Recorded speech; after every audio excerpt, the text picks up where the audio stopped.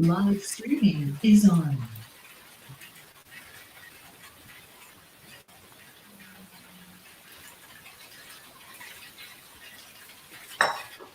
Welcome, everyone. Many Wasabi Research Club. Today, we have a special episode for you because we are in.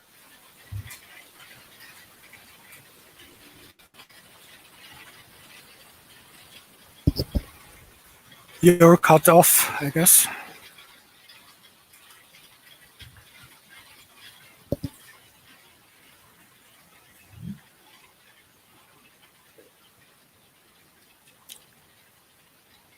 You got cut off, Adam. Yes, I realized I started the intro. Anyway, I believe live streaming is on now. Or do I? The stream is on, yes? Yes, it is on. I just checked. All right, welcome everyone. This is the Wasabi Research Club, and today we have a special episode for you because we have a collaboration with the Bitcoin Mini guys, and I think we are going to just mess around until more people come and start the real show in 15 minutes. Is that correct? Yeah, I guess. We'll just give people some time to drop in. But you can also already say hello, introduce yourself if you like, how you found Bitcoin, or what interests you about the topic today.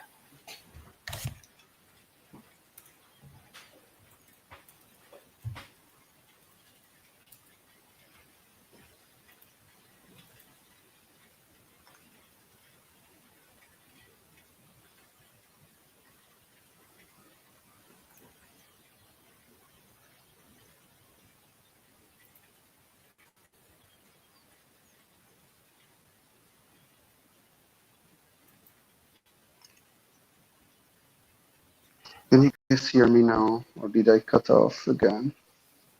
I didn't hear anything from you in the last minute.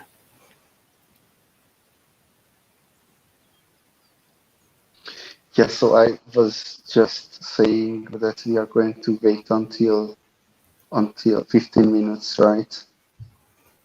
Yeah, roughly 15 minutes to go.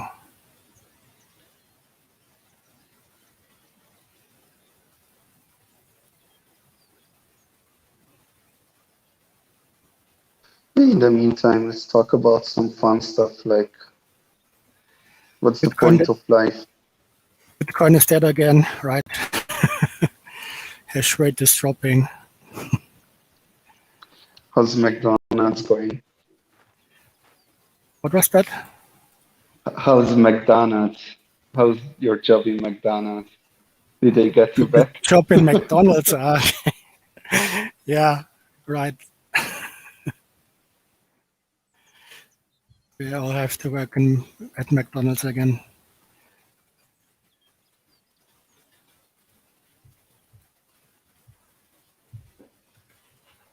Not if you have invested your skills into Bitcoin. What was that? Not if you have invested your skills into Bitcoin.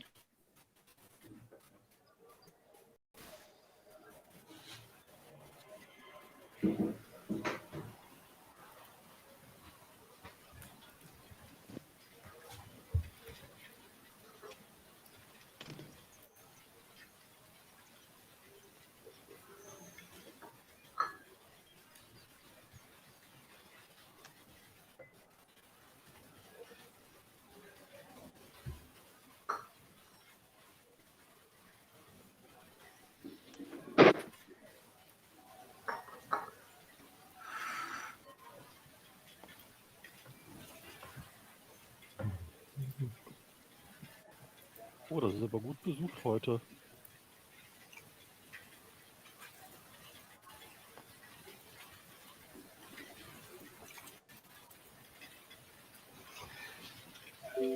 Yeah, I will still give people time to drop in. Can you hear me? Hello. Yes, we can hear you. Whoever just talk. Nice, thanks. Want to introduce yourself? Say hello. We're still waiting for a little bit for people to drop in, and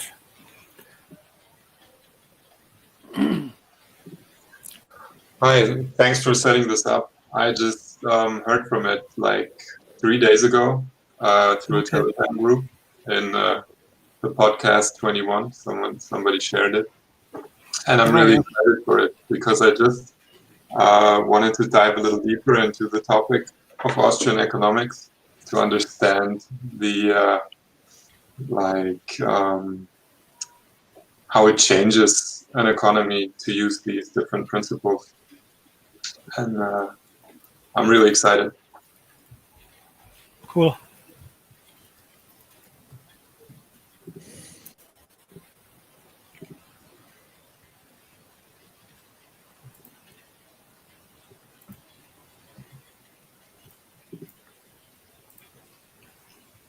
It's really hot here in Vienna.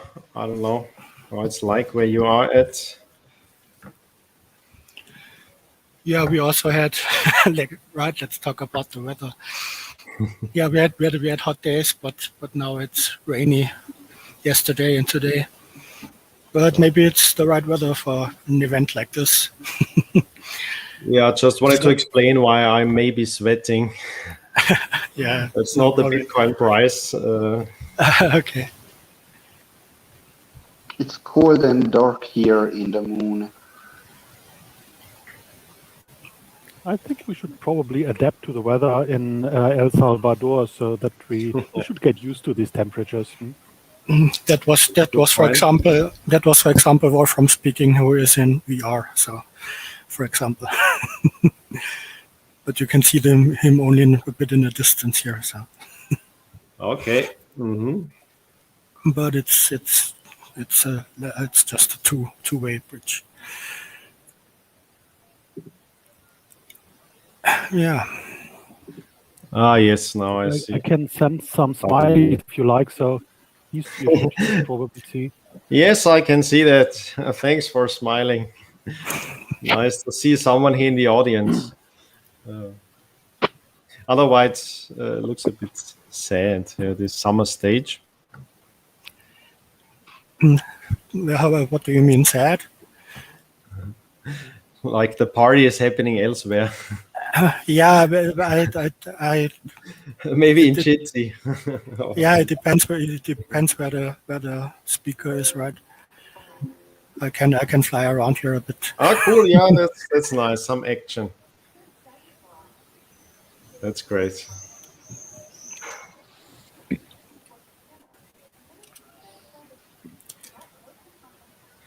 Yeah, but so there's no one on the stage.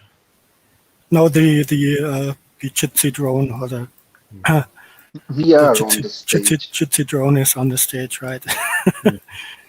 Jitsi is the stage for the VR, right?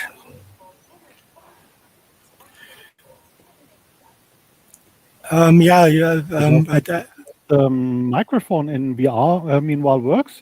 So if the drone is in front of the microphone, then everybody can hear you everywhere.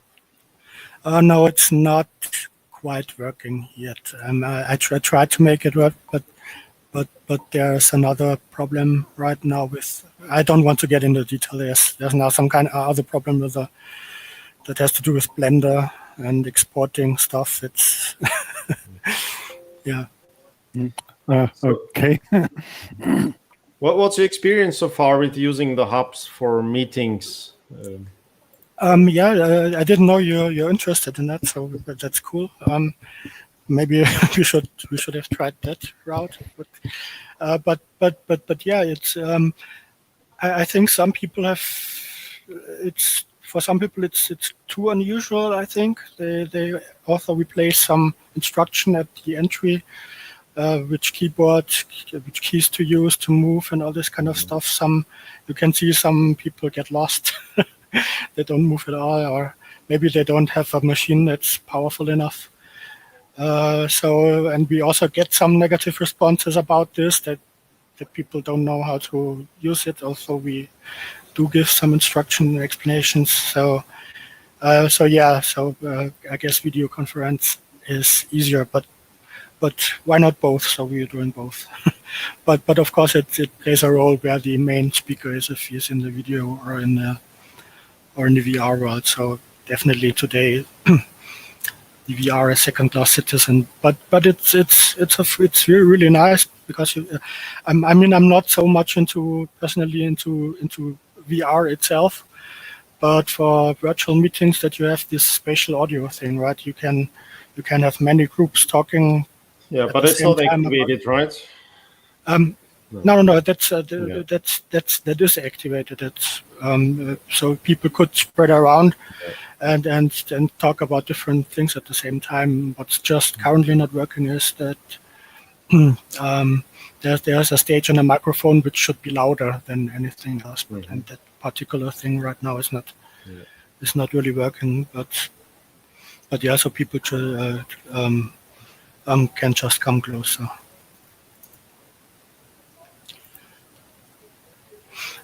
But I think it could be a nice option for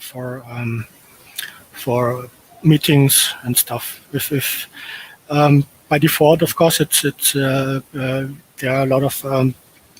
It's not so. I mean, if you want to do it more in a professional settings, then you would have to run your own hubs cloud instance, which you adapt a bit so that people don't use all these cartoony avatars, maybe. So yeah. Has anyone used the VR headset to participate? Definitely. Generally, in the Bitcoin world, in the Bitcoin scene, there are a lot of VR events where people use that. But this particular thing that we use here with Mozilla Apps, we use because it's open source and it works with just a web link. And there are people occasionally do use a VR headset. I personally don't. But I think it's also a good option to just use it as a desktop thing. It's also very, very great, I think, because of these spatial audio features that I mentioned. Yeah. The main advantage of using VR. I think the main advantage of using VR is that you have hands in hubs then as well, so you can point somewhere. If you just use it on your laptop, you do not have hands. Mm-hmm. Yeah, but I think that's a minor detail. It might matter, but at that point, all of this goes away, so I don't think it matters any longer. As a small feedback, I just tested it in the web browser, and it was pretty intuitive, so it was easy to use for me. Yeah, cool. Some people find it very good and intuitive to use it, especially, I guess, if you're already used to gaming or something like that. But some people also get lost or don't have a machine that's powerful enough. So. Okay, yeah, probably. As soon as I saw you can control with WASD, I felt at home. Yeah, definitely. Yes, and you can look around with your mouse like you know from all ego shooters. That's quite perfect. Yeah. And if you have a laptop that's capable of hosting ego shooters, then Hubs works extremely smooth. But if you have a very old and outdated laptop, it's very bumpy. Yeah, Wolfram, but the particular question, I think you do have a VR headset, but you prefer to use desktop, I guess, right? So maybe you can answer the question. Yes. The VR headsets have the usual problems of VR headsets. Sometimes you get some motion sickness after some hours, or depending on what you do. And when you are on the laptop, you just see a screen, and you can read somewhere on another screen and whatever you like. So. Yeah, but I heard also that's a problem. That's because of when the frame rate is too low. So maybe we. With our previous meetups, we used scenes that are too complex or something like that. We could continue to play around. So we can. There wasn't. Just wanted to say I prefer for meetings or for talking to other people. I prefer to use the VR, but for presentations, it's a little bit if you're stuck in VR for an hour and looking in front of on a presentation, it's a little bit it's not so fun. Okay. Yeah. I mean, virtual events. I think nobody found the perfect solution yet. You see all sort of discussions about this. Yeah, but anyway, I think we can start now more officially. So welcome today to our meetup, co-hosted with the Wasabi Research Club. If you want to enjoy virtual meetups every week, you can also find them with this link you see in the Jitsi at the Wasabi Research link. Do you want to introduce yourselves again for our record, Adam or anybody else from the Wasabi team? Yes, welcome, guys. So this is a Wasabi Research Club joint session with the Bitcoin Munich community, and our special guest here is Rahim. I think I don't want to butcher your name. So welcome, Rahim. From Austria. I also planned to not have to pronounce it. I would just have said hello, Rahim.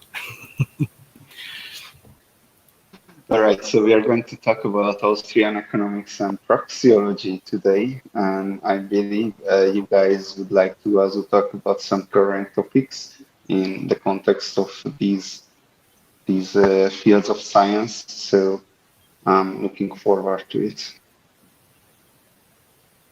Thanks. Okay, yeah, then let's go ahead. Rahim, do you want to introduce yourself, perhaps? Okay, sure, I can introduce myself, no problem. So this is Taghizadegan is my last name, but don't worry too much about it. It's originally from Iran. I've grown up in Austria, and I've grown up and studied mostly in Austria without really hearing much about the Austrian School of Economics. And it was only in the United States that I learned that it was still a living tradition. And I found the last teachers of that tradition who were still passing it on, and one in the United States, one then when I came back to Europe in Germany, and I've become an economist after that school. I started out in my career in natural sciences and technology, and but have shifted a bit, and it was quite fitting because the Austrian School of Economics traditionally is a very interdisciplinary approach to understanding complex social phenomena.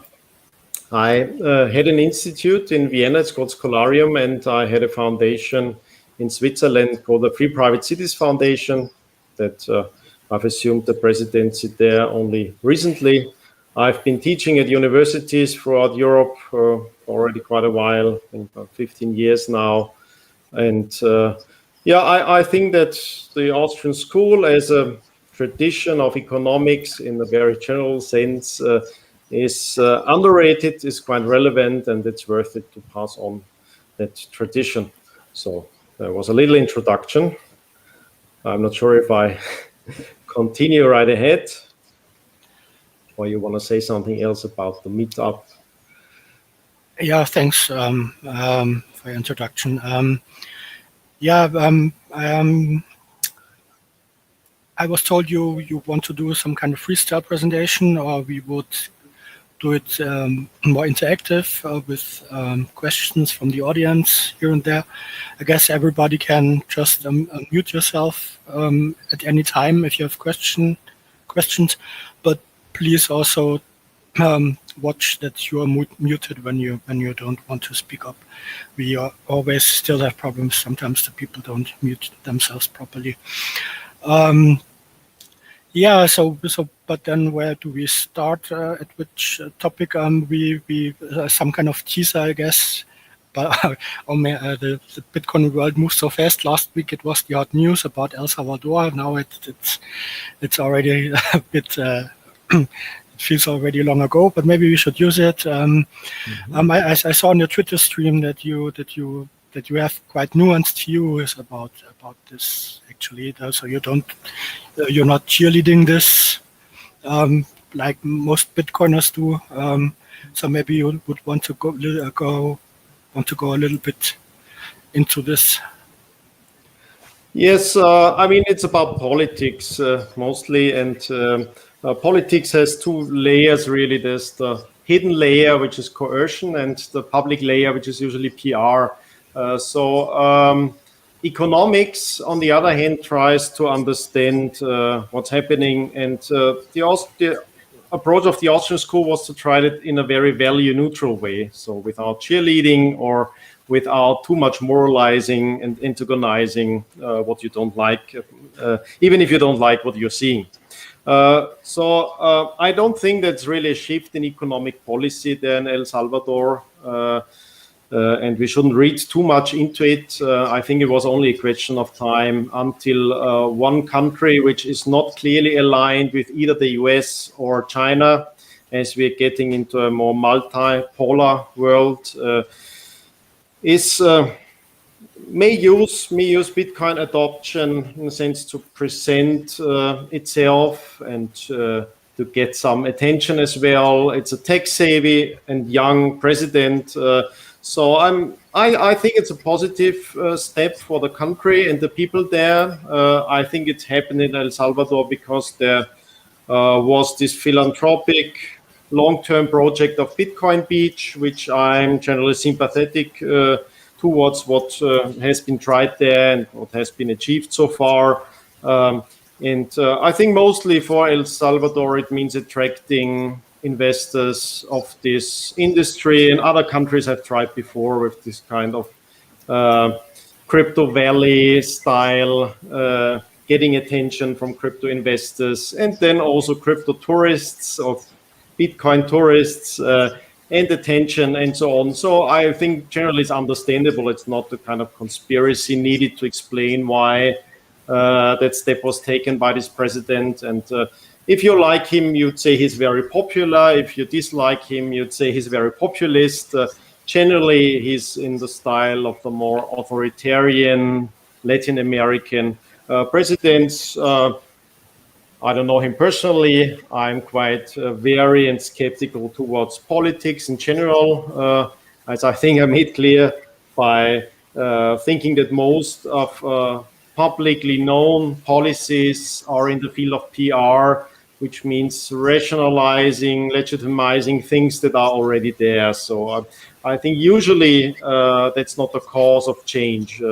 And I don't think that Bitcoin needs countries adopting it, and it would rather harm for Bitcoin the perception of it really being a non-sovereign money that would somehow now need ambassadors and would need political endorsements and so on, and it would lend to a kind of misunderstanding potentially. So I wouldn't read too much into it. I don't think there's a need for a lot of cheerleading, but again, one can be friendly towards that change as symptomatic of Bitcoin offering for many people a potential alternative to other currencies or assets, and in particular the geopolitical dimension of Bitcoin. We've seen that again and again that countries really are challenged, of course, in this kind of US-led order in having the sovereignty of their funds. We've seen that with countries that have gold reserves, even blocked or potentially it's quite important how the US sees the official government, as we've seen with Venezuela. And of course, if you like it or not, that leads to a tendency of countries to look for more sovereign in the sense. But if you're not a strong military power, it must mean a kind of non-sovereign assets, which means they are not controlled by the location where they're stored at. They are not the currency of a major power, but something in between. And of course, many of the reasons governments that are not aligned with one of those blocks need assets and need to move assets are usually bad. I mean, a lot of it is just shifting wealth out of the country because for the politicians or their families or their friends. So it's a way to siphon off wealth from a country. But in that case of El Salvador, what's really the most positive thing is that there's a popular need due to the remittances. So the major reason to move assets across the country is remittances. It's one of those Latin American countries that's really dependent on remittances, and the legacy infrastructure for remittances is terrible. So there's really an obvious advantage of using Bitcoin or other cryptocurrencies, but we can discuss that later on. Definitely there is a need for improvements on the legacy solutions. So that's why I think generally it's a positive dynamic that's been going on. But I try to distinguish a little bit between the political side and the economic side. So I don't think it's really the question of Bitcoin becoming the money in El Salvador. It's always the question, of course, what money is, but I tend to not find that very interesting. I think Bitcoin has proved itself to be a financial asset and a rather resilient financial asset. So I don't see a shift in economic policy, nothing really revolutionary there in the sense of economic policy.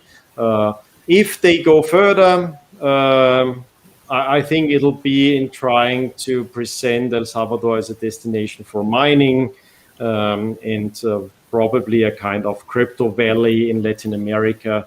And that doesn't have too much impact on economic policy. And again, it's not clear that there's a lot of freedom in economic policy. Most countries are integrated in the kind of economic order and financial system that we have. Countries not well integrated, they really have economic problems. And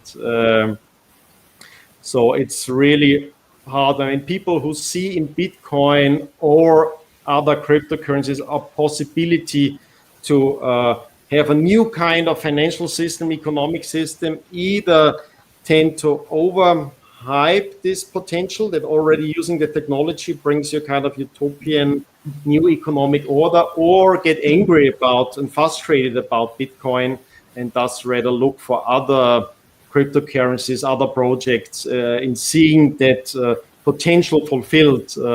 And there's really kind of utopian longing, of course, for a different order. And I think first of economics is there a bit in between. It has been from the beginning quite critical towards the modern financial system, but at the same time, it's not utopian. It's not trying to construct a new order. It's mostly trying to understand what's going on. And this field is so complicated that it doesn't really stop. I mean, once you think you've understood it, it has already evolved and changed quite a lot. So, of course, the financial system has changed a lot since the 19th century, but the 19th century already was a time of dynamic change, which surpassed the understanding of most people and most economists, of course, as well. So we try to keep up with developments, and no one can really anticipate where it's going. But I don't think it was too surprising that one country, I would have pinpointed to a country that's not aligned with either the dollar sphere or the potentially emerging Chinese sphere, to either see Bitcoin as a potential asset for the central banks, bank balance sheet, or as a government reserve in effect. And we'll have yet to see if El Salvador really goes there, having government reserves or central bank reserves in Bitcoin. So far, I think it's mostly trying to present itself as a Bitcoin-friendly destination, and already that's positive, of course, with the influx of potential investors and tourists. But of course, it has a negative side of attracting potential scammers and hustlers, of which the cryptocurrency field is rife. So I hope that this kind of top-down political process does not bode ill for the general understanding and adoption of Bitcoin. And really have to reiterate the positive thing is this kind of more bottom-up emergence. It's not entirely bottom-up. I'd say it's an entrepreneurial, philanthropic, social entrepreneurial project there, which I think is one of the best ways to try out something new, offer it to people voluntarily, see if it works, try to focus on education and technology, and not so much on the legal side of it. And I think it was that positive example that led to this kind of Bitcoin maximalist stance there even, which may seem a bit surprising, that it's specifically Bitcoin, and even the draft for the law sees a kind of obligation, so really interprets legal tender in a quite strict sense of being obliged to accept payment in Bitcoin. So should I try myself to make the bridge to the Austrian school and its economic theory, or do you want to just add or continue with another question? Yeah, I guess if somebody has, as well. Yeah, maybe somebody has a question in the audience, so please feel free to speak up. So I don't have a question because I pretty much agree with everything, and it's really not always that someone is talking about for a topic for like 10 minutes and there isn't anything I would disagree with. I would just have one comment, is that I think they are not obliged to accept crypto. It was in the ruling or the proposal, but where politicians then came out and said that it is not required for them to accept. So, just wanted to throw that in.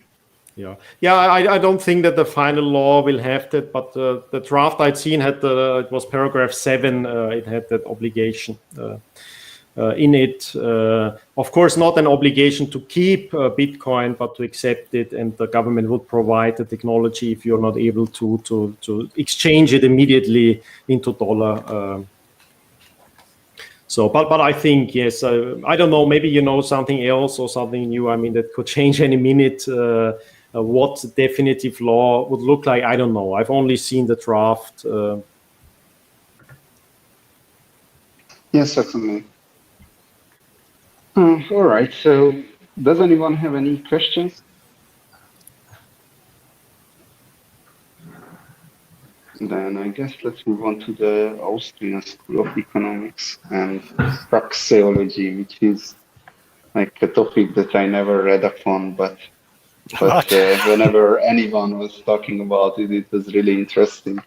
So you had this already in your research club a few months ago, I saw it. Yeah, it's been explained many times, but never read upon. That's my point. Okay. Yeah, maybe would be cool if you could give some kind of overview. Also, I guess it's difficult. Like, what is Bitcoin? Yeah.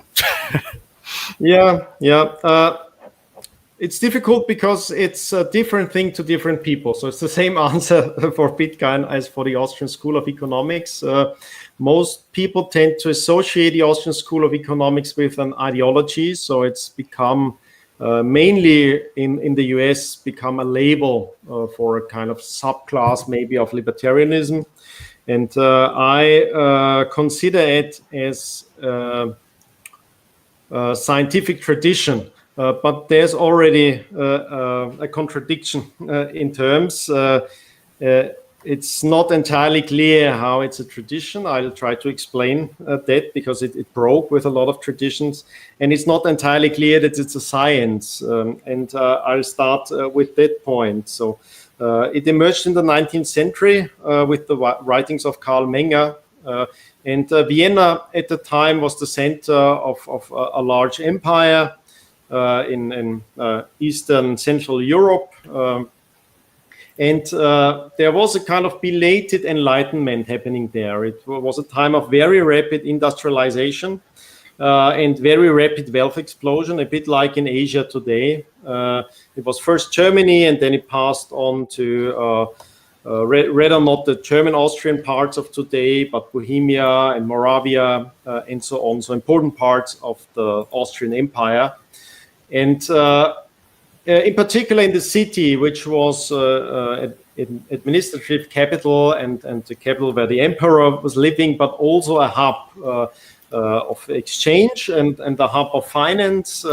And there is a certain kind of enlightenment happened, like the Scottish Enlightenment before, and which is quite distinct from the French Enlightenment. In the Scottish Enlightenment, as in the Austrian Enlightenment, you had a very interesting mix of economic practitioners, of entrepreneurs and merchants and bankers and social scientists, and the kind of exchange between them. So there was this kind of salon atmosphere, the coffee shops, people having the wealth and also the leisure and the interest to try to ask questions about society and trying to understand what's going on, because there are all these dynamic shifts, dynamic changes. The Austrian Empire moved rapidly within a generation from a very agrarian monarchy, not entirely, but within its hubs, it became a modern industrialized place. And Vienna was full of contradictions at the time. And one of the reasons is that you have this self-accelerated development of technology being adopted. So that's one part of industrialization. It means you apply technology to production, and with the receipts, with the income you get from that, you increase the capital, and you are able to deploy technology fairly quickly if you're able to accumulate that kind of capital. So it's really a self-driving process once it's going. And for a while, there was quite friendly circumstances of the authorities being friendly towards that kind of development, because, of course, the military importance of it was seen as in the United States a little bit later, that industrialization would be important. So it was a short time where entrepreneurs had a lot of freedom in Austria. But unfortunately, we inherited from the British, as most of the world, not only this tradition of an industrial revolution, as it's called. It's a misnomer, it's a bit misleading, but that kind of capital-financed technological deployment on a large scale, plus the innovations in finance from the British, more or less. And one part of this innovation is that you monetize government debt. And you have a more flexible way of looking at money, and a lot of it becomes fiduciary media. That's the term by one of the greatest theorists of the Austrian school, Ludwig von Mises. It's what we nowadays would call fiat, but it's not meant in a normative sense. It means fiduciary, means there's a lot of trust involved, and a lot of it doesn't really materialize. It's like in ledgers, and people increase credit mostly, and have a maturity mismatch and so on. So there are a lot of details there. The mix of that financial innovation, if you have it at the same time as the introduction of the new capital-based technological breakthroughs, you have an increased acceleration, which is too fast for most people and leads to distortions as well. They are already having a hard time keeping trace and track of the technological changes, and those kind of financial innovations, in particular based on government pursuing industrial policies, leads to a kind of overinflation of the change in the production structure, and you get a lot of counter-reaction of the population. So you have a movement which produces wealth, but at the same time leads to very quick distortions of the societal order, and you get a lot of political counter-reactions. So Vienna was ripe of ideologists of every kind. So at the same coffee shop, you had a young Hitler meet a young Trotsky, even Stalin was there, you had a Sigmund Freud there trying to look at the unconscious. So it was really a crazy time. And almost all the crazy and unfortunately terrible ideas of the time were present at the Viennese coffee shop, but also a tradition of trying to understand the dynamics of what was going on. And that's the Austrian School of Economics. I'd say it's part of the Austrian Enlightenment, and it's a kind of rare bridge between practical understanding and practical economics and theory, which goes really deep in the sense of epistemology. It's really trying to think about where knowledge comes from, what methods you use to understand knowledge. And what was really revolutionary about the insight of Karl Menger and then his students later on, in particular then Hayek came back to this idea, was understanding that there's a new kind of quality emerging, and that's out of the complexity of society. So society gets more and more complex, and that needs new methods of understanding. You can't use the old mechanical ways of looking at it. You can't use the old mercantilist ways of looking at the country as just basically a household that some authority figure controls as you would control a company or a household. But it's a complex emergent order, which looks at more bottom-up processes, feedback loops. A lot of that was then discovered only in the last generation in the natural sciences, but here the social sciences were first in understanding that this kind of complexity needs a new epistemology. And what was also understood is that the natural sciences of the time, which were perceived as very powerful, of course, as they still are today, because they seem to help understand the technological revolutions happening at the time. And the understanding was you can't really transpose those kind of methods to the social sciences. You can't look at people as if they were particles and hope to understand what's going on. The only way to really understand is to have an empathical approach, and that's where the subjectivism of the Austrian school comes in. So really looking through the eyes of the economic agents and trying to understand what their subjective ends are and why they are trying to use the means they are trying to use to achieve those ends. It's a kind of bottom-up approach to understanding very complex phenomena. You start with the economic agent and you try to find out what are universal aspects of human nature. And one of these universal aspects is that human beings are able to act. They are not just reacting. It's not just their instincts that are always telling them what to do. It's not just kind of biological memory happening there, but human beings feel themselves in situations of choice and decision making where they have to weigh alternatives and where they really have to rank their alternatives. And that proves quite challenging to human beings, but adds another layer of complexity to social phenomena, because we watch each other, we learn from each other, we try to imitate each other. Of course, there's a huge diversity in the patterns of our mind, which are shaped by culture, but are always interacting with each other. And it's this very down-to-earth approach to economics, which has proved to be quite fruitful. And already Menger was very unusual for an economist.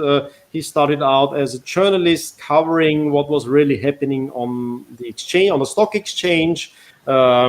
And he was very young when he wrote his major treatise, and then he became the tutor of the Crown Prince. Unfortunately, the Crown Prince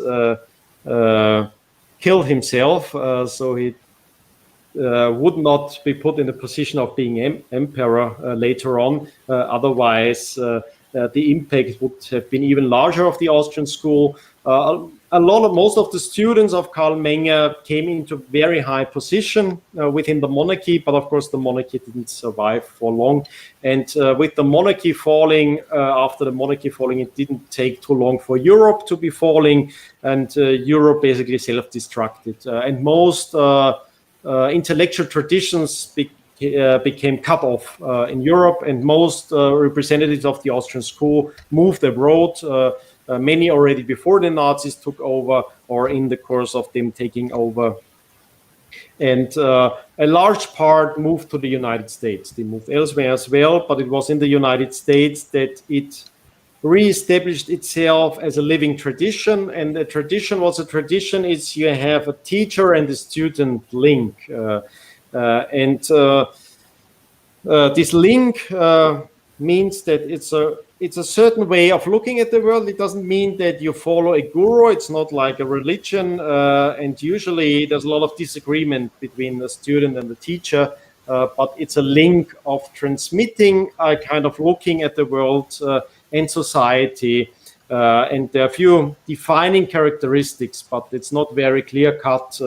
I think what was defining at the term was that the most important work of the Austrian school took place not in academia, it was in the salon and coffee shop kind of atmosphere, and it was in circles that were organized, for example, by Mises and by Hayek and others. They had all these interdisciplinary circles where the brightest people of their time came together and discussed, had really deep discussions about their time, but also about theory, and in particular epistemological theory. And you had practitioners and you had theorists of all very different disciplines coming together. And interestingly, the economic mainstream, of course, has adopted, as most traditional and social sciences, more the approach of the inductive sciences, of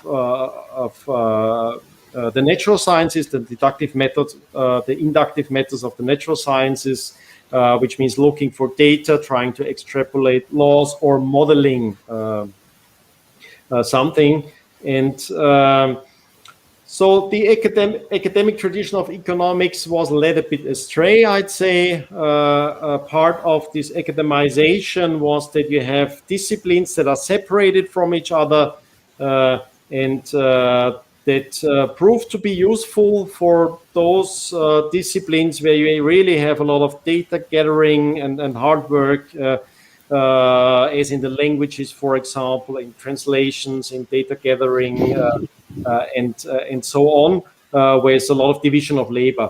But it doesn't really work in the more interdisciplinary fields, because you can't separate the human being into an economic being and into a social being or a political being. It's everything at the same time. I think academic or mainstream economics has taken a wrong turn. I don't think it's useful at all. I don't think it's a science, but because I don't think that economics is a science in the sense that we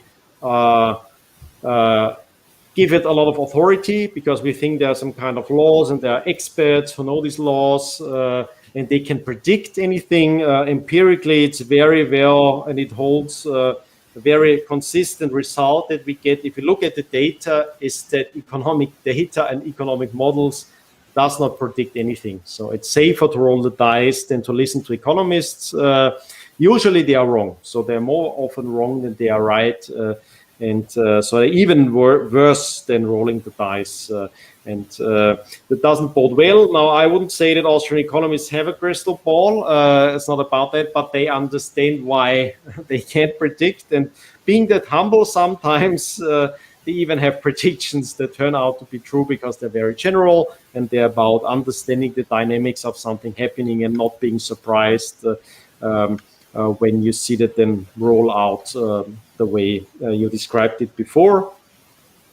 And so Austrian economics usually has a very hidden part of it. The obvious part is the ideological, political leanings, and the academic part of it.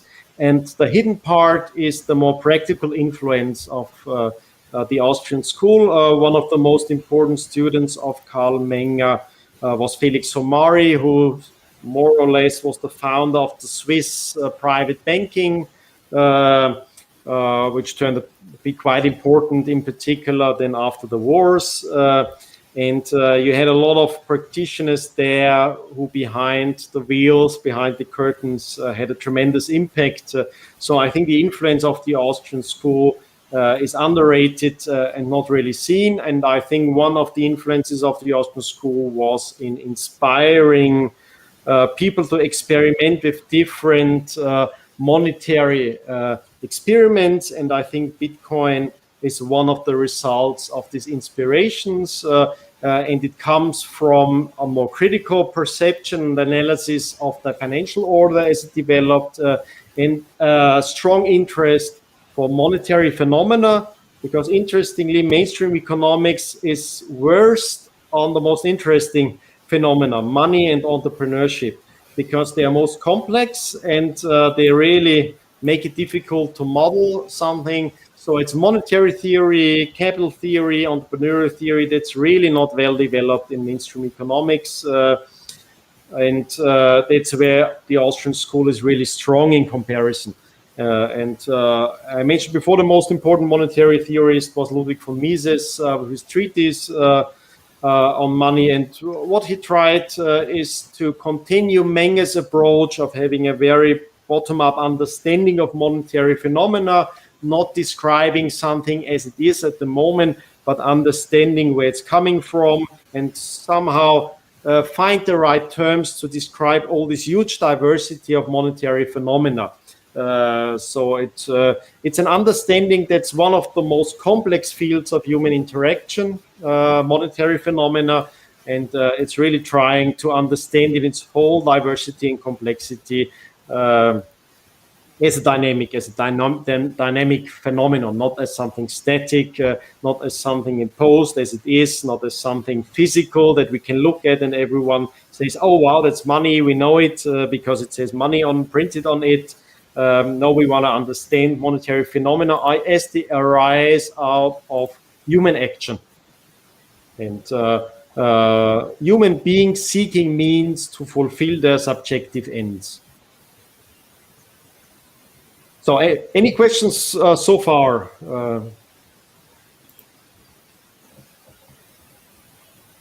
So I would like to just ask that the Chicago school and the Austrian school, do you know how if they are related, and if so, how, or what are the differences? Yeah, it's really hard to say what's a school. It's not really clear-cut, but they fostered academic traditions, and in the most important sense, a group of people adopting a method, certain methods, because they got them from an important teacher and passed them on to students. They are more or less the opposite of each other. So epistemologically, they are very different. The Chicago school is much closer to the mainstream in the sense it's a part of the neoclassical schools, and epistemologically it's Milton Friedman was quite important in that school, and he said that it's about modeling, and the models have to be false, and we know that they are false because we need to simplify. So I don't think it's evil. I think it makes sense to say that, but the Austrian school went for a different approach. So they said, no, let's not try to simplify what we're seeing, but because it could be that we're missing the most important things. So we don't want to do economics for a homo economicus, which means a simplified agent where we define his utility function and so on. And then we can use all that modeling that we know from mathematics. We could even have systems of equations and so on. And the Austrian school in particular now, the praxeological path, which was then mostly developed because Mises turned out to be the most important Austrian who lived and taught then in the United States. So he became quite crucial for the survival of this tradition as its own tradition. Other members of the Austrian school more or less became part of the mainstream with a bit of different weights that they put on things, and it doesn't mean that they're entirely wrong, but it disappeared. For them, it disappeared as a different distinguishing tradition, I'd say. And some got pretty close. Hayek got pretty close to the Chicago school. There was still some disagreement, but that was basically because Hayek more or less left or thought that the economic questions aren't the most interesting ones. So then he focused later on psychological questions and on questions of the history of ideas and on questions of the legal order. So he focused there, and then basically he thought it was not that important at the time, or for him not that interesting to focus too much on the epistemology of economics as it should be. And Mises remained quite strict in epistemological questions.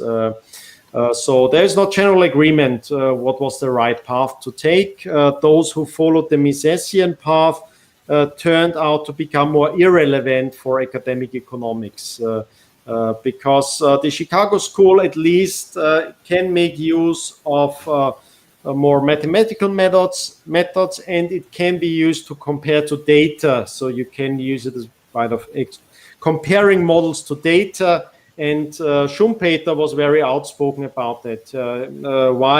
Why that's the way to go? He said, well, politics needs numbers. They need numbers to legitimize the interests that are there, because they need something to look scientific.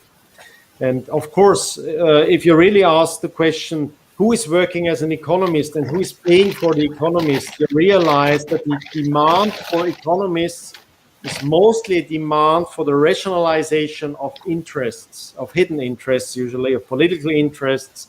So you need some experts who put out scientific-looking stuff, which means either a lot of numbers or equations or charts to sell the policy that you want to sell. And of course, a good sign that that's the case, it's the most economists that ever worked in the country worked in the Soviet Union.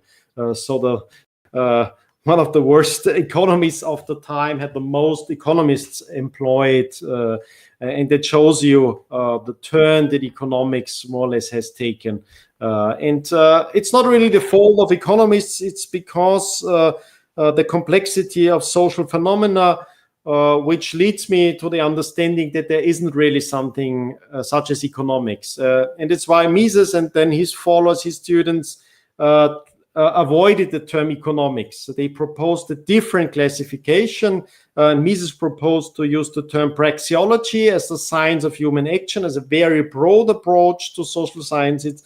And within this field, the field of catallactics, which is understanding phenomena of exchange and interaction between people, in particular foreigners who don't know and don't trust each other. And it's that part that has the most overlap with economics as we understand it today. And I think it's a much sounder approach to it, that you see it embedded in the more general understanding of human beings and the logic of human action.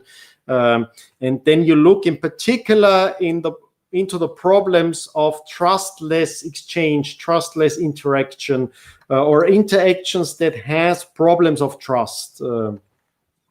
And most people who react against that kind of economic thinking or catallactic thinking really have a problem with a modern society where we mostly interact with foreigners. And if you have a time where the social order changes very fast and suddenly you lose your social links that you're used to, and you lose the kind of legitimacy and hierarchy that you used to, most people counter-react towards that, and they see that as a terrible change of society, and they blame the people who are seemingly imposing this shift on them. And that's why there's a lot of hatred against that part, in particular of economics, which I would call catallactics. And of course, monetary phenomena are a part of catallactics in particular. And that's where there's a lot of misunderstanding and ideological reaction against monetary phenomena. because they are typical of this kind of catalectic order, which is called a catalaxy. And it comes from the Greek. Katalatein means to exchange. Basically, it's an exchange order, you could call it. That was a really nice answer, very much in depth. And I would agree that the Methodenstreit was the main difference between Austrians and Chicago schools. But the more like the conclusions that they draw are similar in the terms of the general market economy. Like Milton Friedman's book Choice is very Austrian in some sense, but where they disagree on conclusions very much is monetary economics. Right, so your Friedman is much more closer to Fisher and others.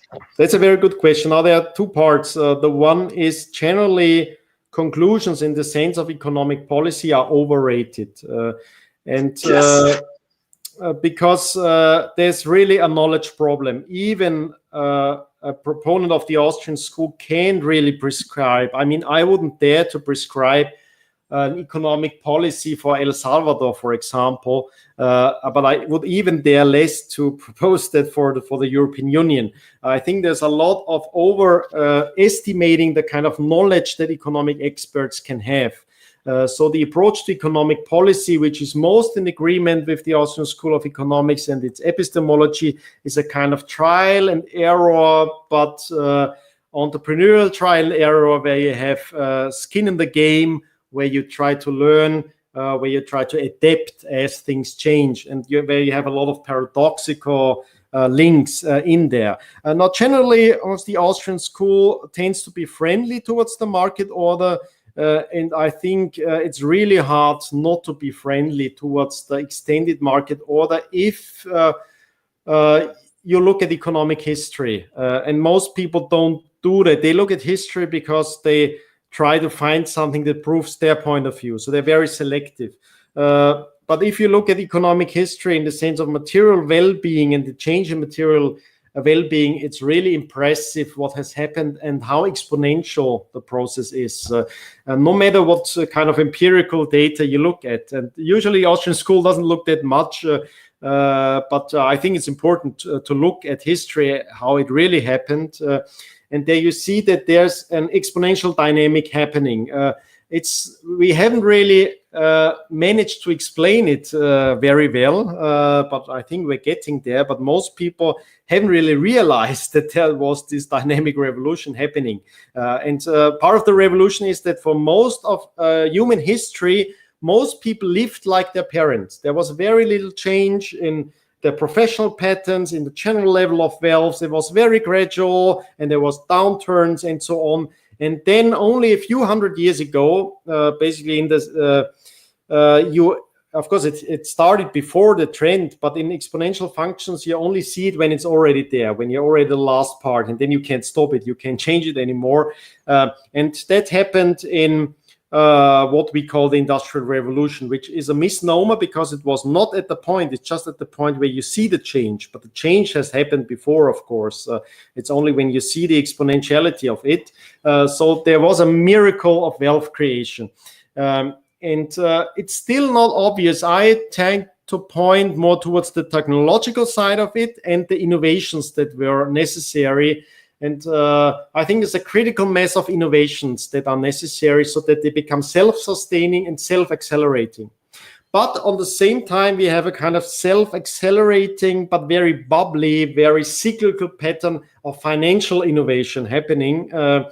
And this cyclical nature was very well understood by the Austrian economists, and that's the business cycle theory. So they understood that there's a cyclicality which does not come from the technological cycles, because of course there are technological cycles as well. But that was the understanding not of Schumpeter. He's not really part of the Austrian school, even though he was a student of the Austrian school, but he didn't pass it on as his own tradition. He shifted, and the mainstream approach more or less thinks that the miracle of wealth is closely linked to the miracle of money. But it's meant the money in the modern sense, where basically you have this effort of trying to control the money supply, first by a bunch of banks and then the central bank as the market maker of the last resort, which has made it much more complex. So you have a very dynamic situation. And of course, there's something positive about it. And the positive thing is we approached a global division of labor, which increased the wealth potential a lot. And I think it's hard not to be positive about that. Otherwise, you romanticize a lot the past. And the past was really harsh for most people. Most children didn't survive until old age. So I think there was really a tremendous change in living conditions for most people. But it was accelerated and distorted in a way that I dislike, and I think explains a lot of the counterreaction towards modern economy, which has then been termed capitalism, which is an ideological term. It meant in the 19th century everything you don't like about modern society. Call it capitalism. And nowadays it means everything you don't like about 21st century society. And of course, there's a lot to dislike, in particular in the economic order and the financial system, because it's usually distorted. It's distorted in the sense that inequality is increasing a lot without the need. So it's not really the inequality increasing because people do a better job than other people. There'd always be inequality, of course. It's a kind of inequality because due to the monetary distortions, and it's a kind of accelerated and distorted inequality, and then distorted production structure with a lot of symptoms that people have a hard time understanding and project them into the market order.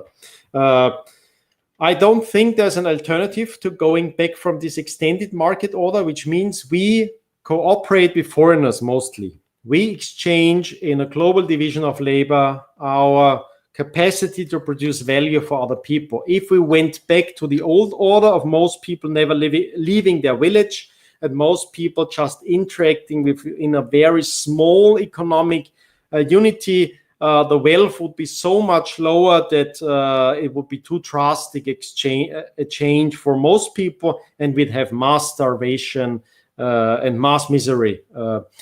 So I don't think there's really an alternative. So I think the friendliness towards the market and towards exchange between foreigners is a kind of very value neutral acceptance of it's better, or most people prefer health to sickness and most people prefer life to death.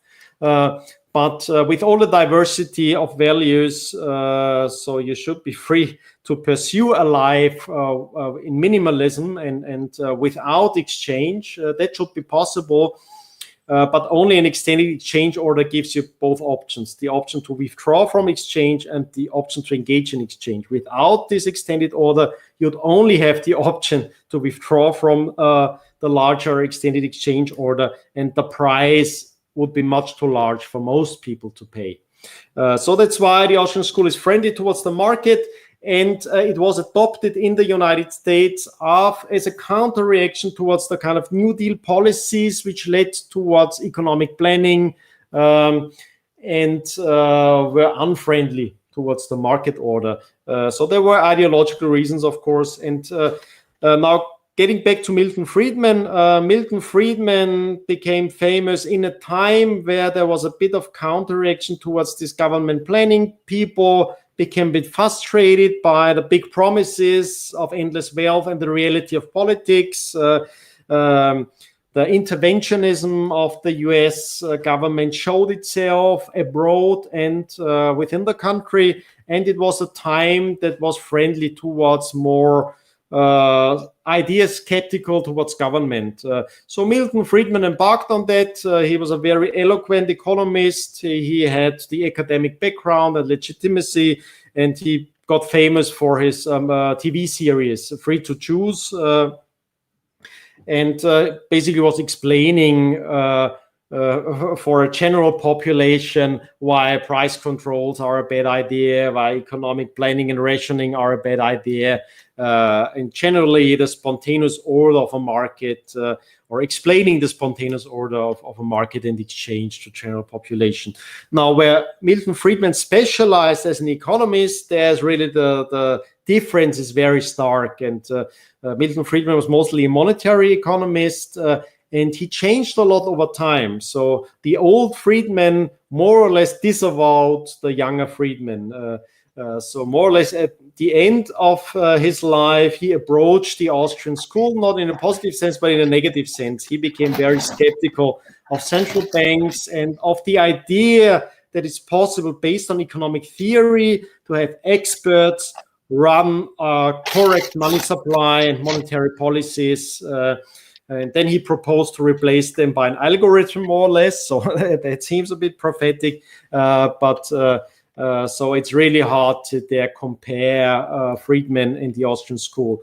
As a tradition of monetary economics, it's more inductive. It's based on data, but that's really problematic because the causal connections are so complex and the processes are so complex that usually data is misleading, and everyone can select the data he wants to select to rationalize his own theory. And having this data approach at a time where you didn't have big data, and extrapolating that in charts and makes it look more scientific than it is, and that has tended to be very misleading. So Milton Friedman is really to blame, I would say, for lending credibility to the idea that you can have experts, if they have enough data and the good models, steer as a kind of macro planning the whole economy. And the approach of the Austrian school in its best, or understood the best way, I think is much more humble. So it's claiming, you shouldn't even put that much power into the hands of Milton Friedman, and not even Ludwig von Mises. So when Ludwig von Mises was asked what he would do as the president of the central bank, he would say he would resign. And I think it's because the responsibility is immense, and you really have to realize, even with the best intentions, there's so much complex paradoxical effects you could trigger, that it's really much better to think about the long-term resilience than the short-term steering of monetary policy. And that led Hayek then to be very prophetic, in the sense he knew that there need to be experiments in the monetary order, and we need to figure out ways, but not economists. He thought entrepreneurs would figure out ways to cope with the complexity of a global extended order, and what monetary technology would be best to use in that case, and could provide solutions for people and means for people, because the monetary order was in turmoil, of course, after the abandoning of the gold standard. And the solution that was found was not in total agreement with what members of the Austrian school would have proposed or expected. And mostly the reason is that it was all based on economic experts with Nobel Prizes and so on. And Hayek was the only recipient of the Nobel Prize who, at the speech he gave to thank for the Nobel Prize, he basically blamed them. That is a really bad idea to hand out a Nobel Prize to economists.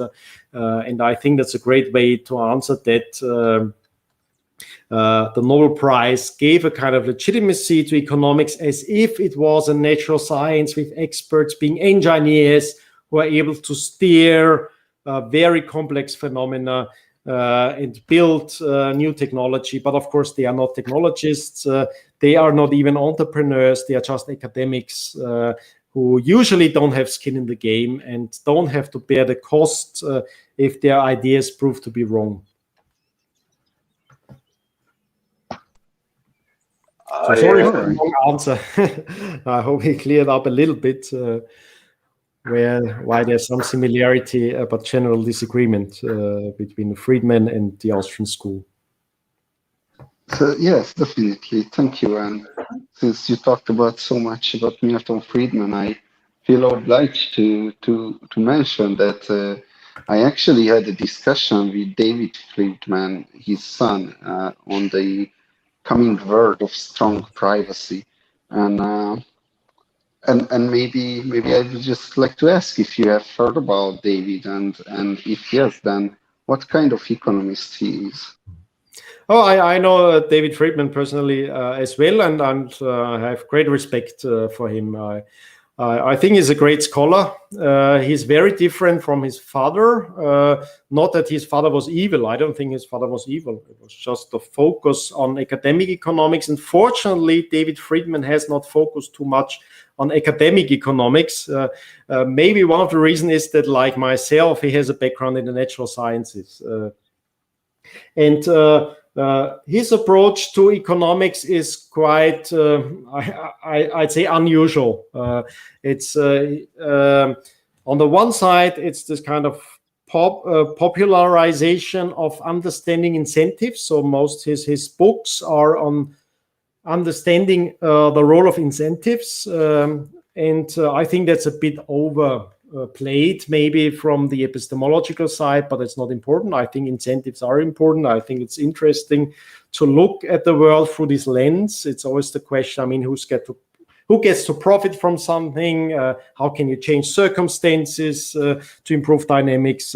So there's general agreement with the Austrian school. Epistemologically is a bit different, but that would be going too much into detail there. And on the other hand, he's proved to be a tremendously important legal scholar, looking into legal traditions that are different from the legal mainstream as well, I'd say. So as Hayek, he has the strongest interest, I think, in phenomena of order, and in particular the legal order and what it means, where norms come from, what law can learn from economics and what economics can learn from law, and so on. So there's much more agreement between David Friedman and the traditions of the Austrian school. So, and I think there wouldn't be much disagreement from his side. He's very friendly towards Austrian economics, and Austrian economists like myself tend to be very friendly towards David Friedman. Epistemologically, there may be differences, but then the way I define the Austrian School of Economics, I would count him among one of us, because it's interdisciplinary, his approach.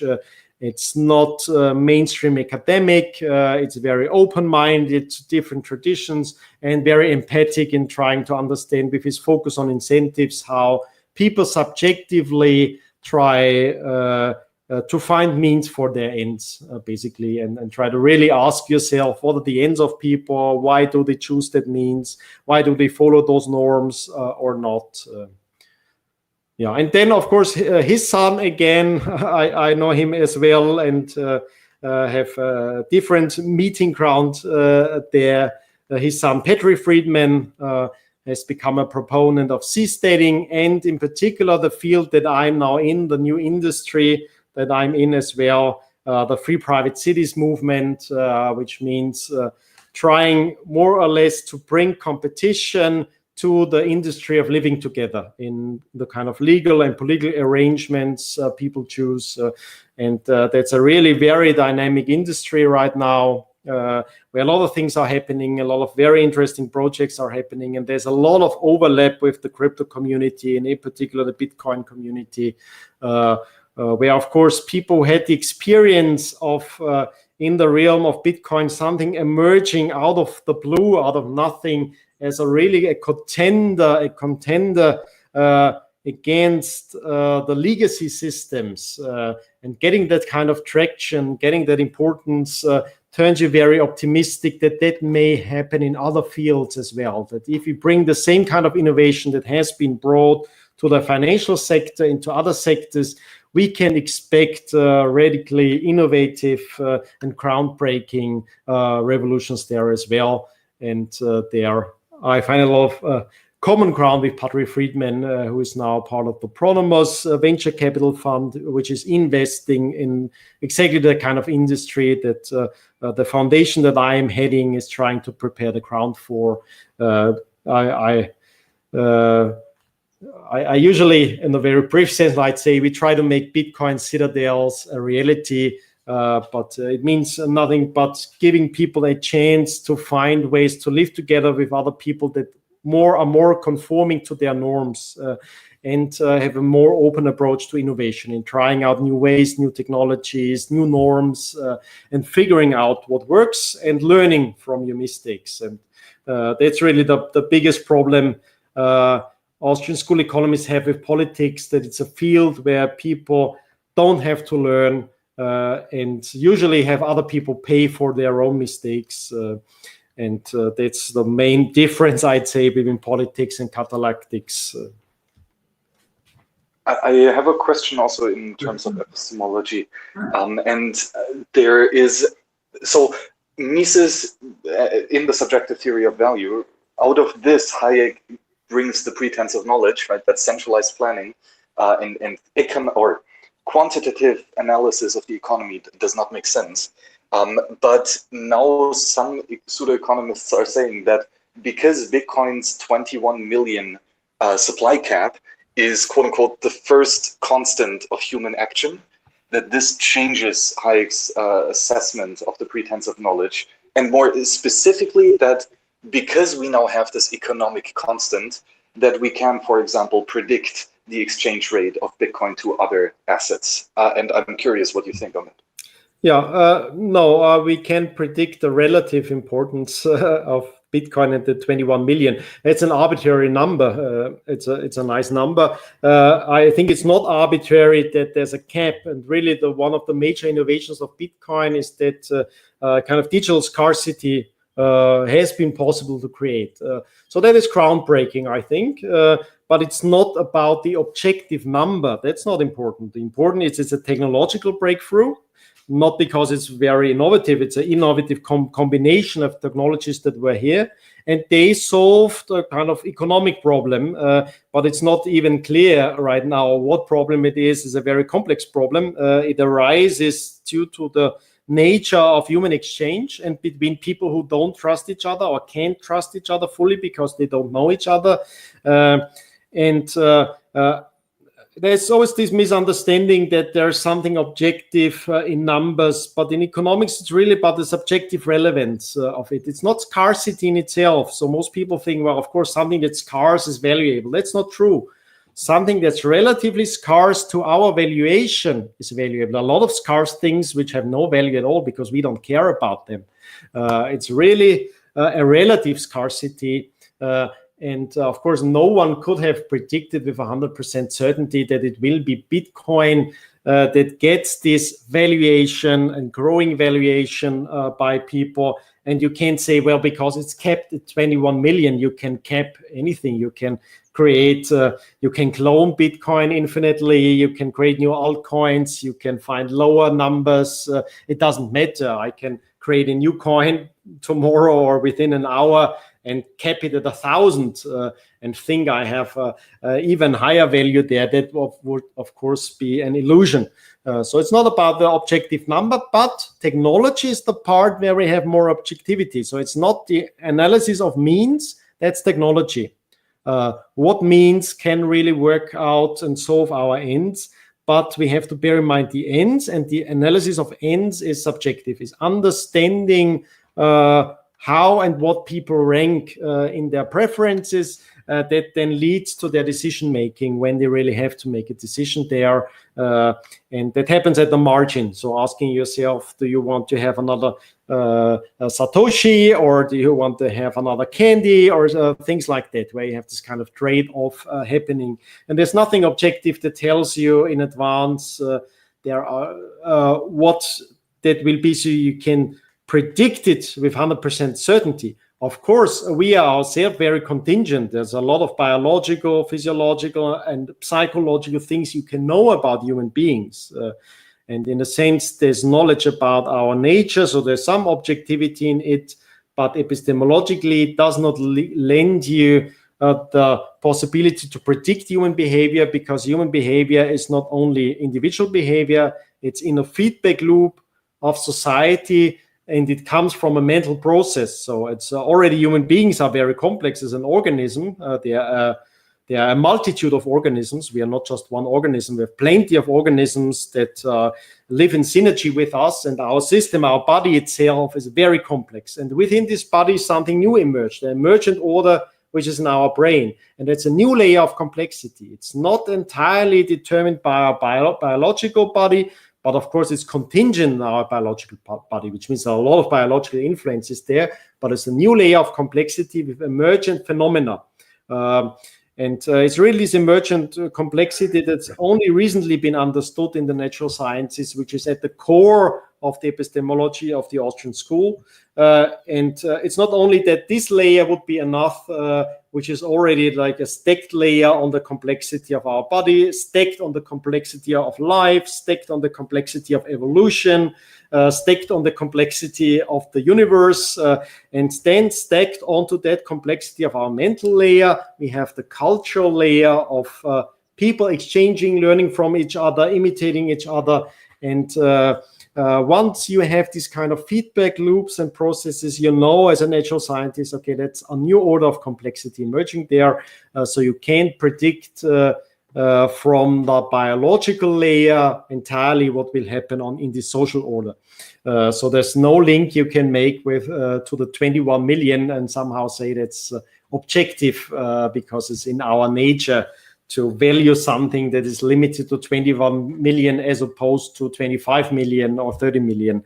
That's really not relevant. What's relevant is the technological solution, and we're still trying to figure out why it's a means to people. Most people still think it's bullshit or don't get it or don't understand it. And usually this lack of understanding is a lack of empathy, lack of trying to figure out why people see it as a means to what kind of problems. It's amazing that, I mean, we have 2021 and there's still so many people, in particular academic economists out there. Welche da, aber die Verbindung zum Jitsi ist zusammengebrochen.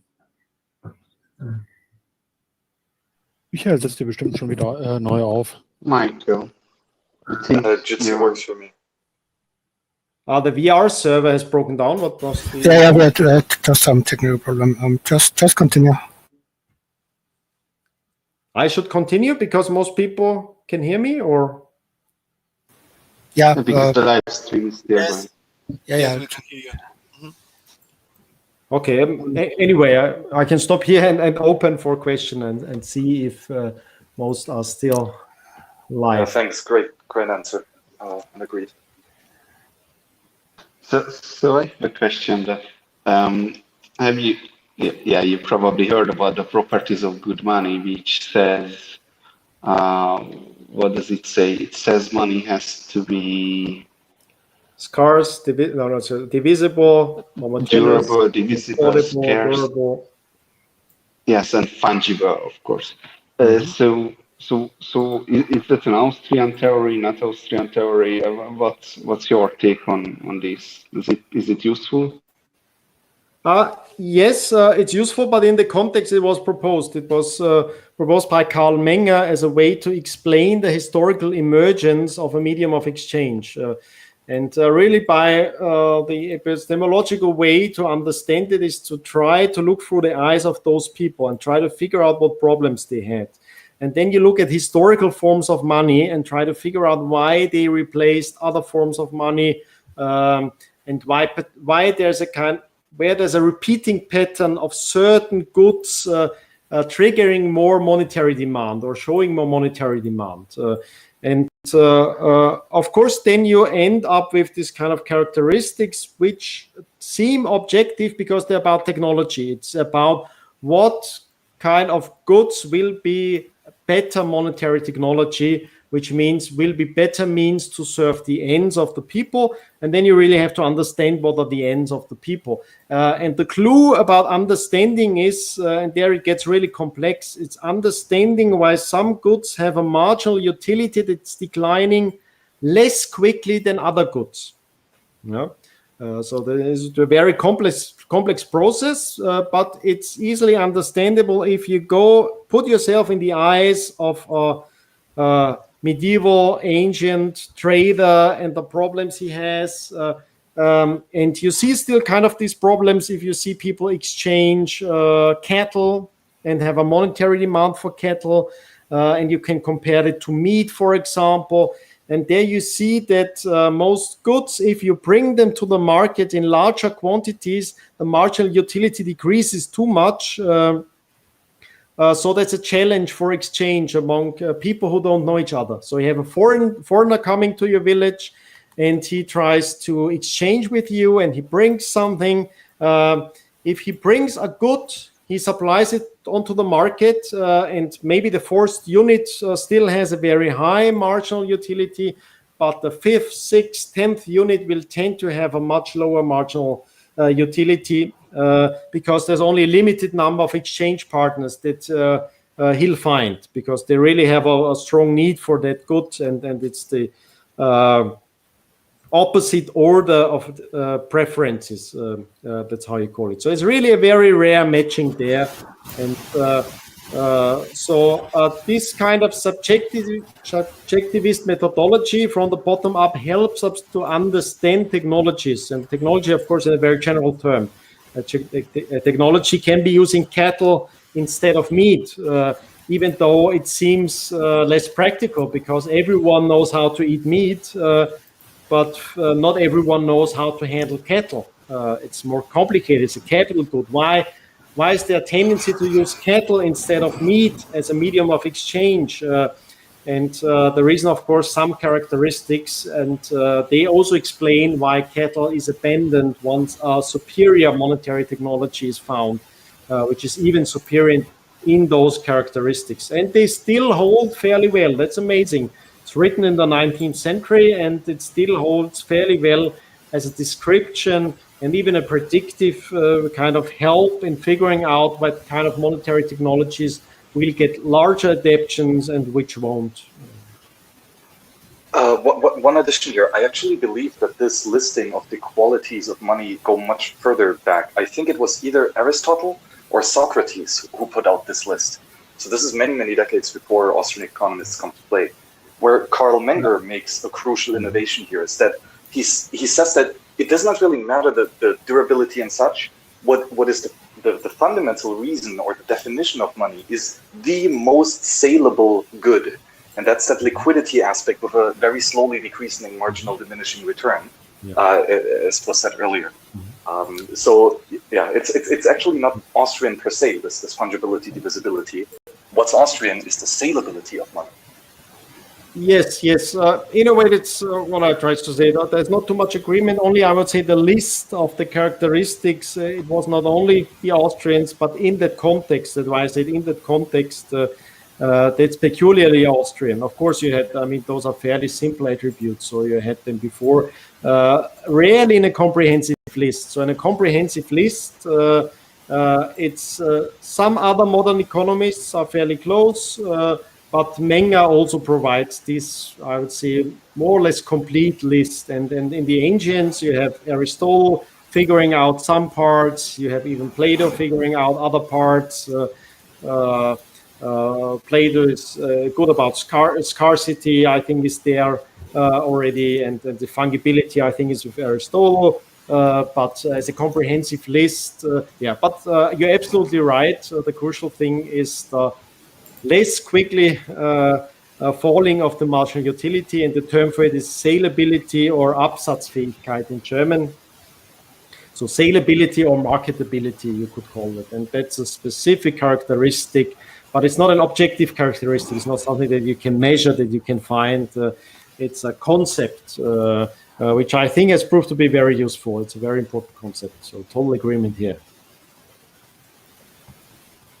So I'm using it as a specification because I'm a developer and I need a specification for writing good money, which is Bitcoin.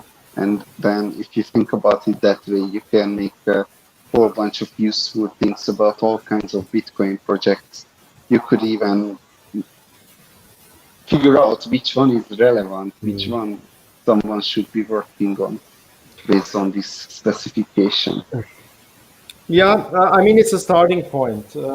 I think it gets more complicated than that, because you have to figure out if the ends are still similar and comparable to historical situations where this list has proved to be comprehensive. And we can't be sure about that. I think a crucial other insight, which goes back to Hayek, is that money maybe has been misunderstood as a noun. But it's not really the question if something is money or not money. It's a more dynamic process where you have increased moneyness of some goods and less moneyness of something else. And of course, that's the concept of salability. You could translate it as moneyness, and that shows itself. Of course, you can define something as money and say it's of supreme salability, but there's no economic law that tells you what it's going to look like, because salability is more of a bottom-up emergent phenomenon. It's not an objective characteristics. It's really finding other people who are still taking it up in larger and larger quantities. And I think there's still a lot to be understood about Bitcoin adoption. That's why even most economists of the Austrian school didn't get it and still are fairly skeptical. I think I was the first one to be sympathetic towards Bitcoin, but it was because I tried to be humble, not to exclude from what we've seen in history and extrapolate, but try to really understand the ends. And one of the most important ends in the beginning was avoiding capital controls of China. So that was one of the earliest use cases for Bitcoin. And of course, there's some universality in history that appears, but it tended not to be that important and not that principally important. And another thing, of course, is the new monetary order, which has led to a monetization of a lot of different assets. So I think generally it's misleading. I would say it's misleading to look at things and ask yourself, are they money or not? And do they fulfill this list of characteristics? No, I think the list of characteristics is useful in figuring out, can they have a higher moneyness? Could it be a superior monetary technology than the alternatives? But the problem of money has become much more complex because due to the impossibility to have in the long term preserve the purchasing power of the usual medium of exchange, most the people who have lots of money have been pushed into a wide range of assets and are pushed in more and more assets. So you have a monetization of a lot of exotic assets. And of course, you can ask yourself, is a painting money or not?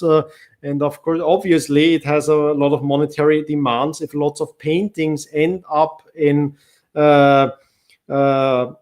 warehouses in Geneva at the airport and no one looks at them anymore. So, of course, it's kind of the artistic value and the demand for the artistic value relative compared to the monetary value of it being a financial asset disappears.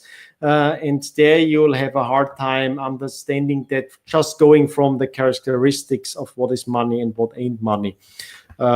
So I think Bitcoin can better be understood in the context of people looking for alternative assets, not only solving an exchange problem here, not only solving a currency problem here, but solving other problems as well. And at the same time, and maybe even more importantly, because otherwise you'd have usually people then would disagree to Bitcoin being money or having moneyness, and they'd say, oh, it's only used for illegal stuff, oh, it's only used to avoid capital controls, oh, it's only used as a means of speculation.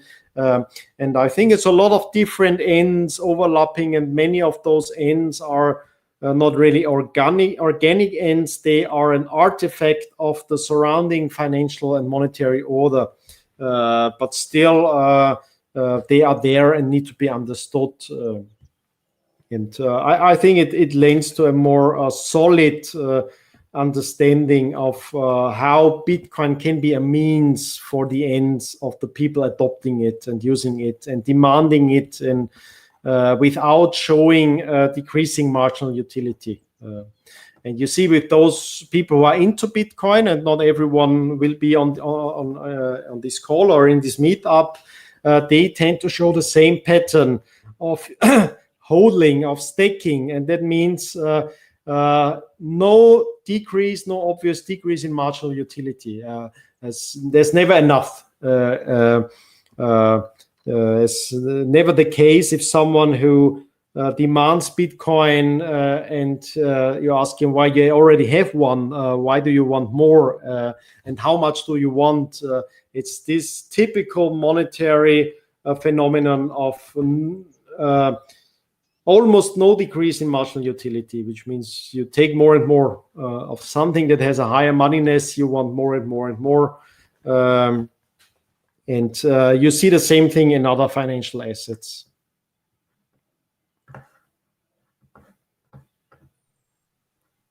Yeah, and again, scalability is subjective, right? So Bitcoin is very moneyness for some people and not moneyness for others.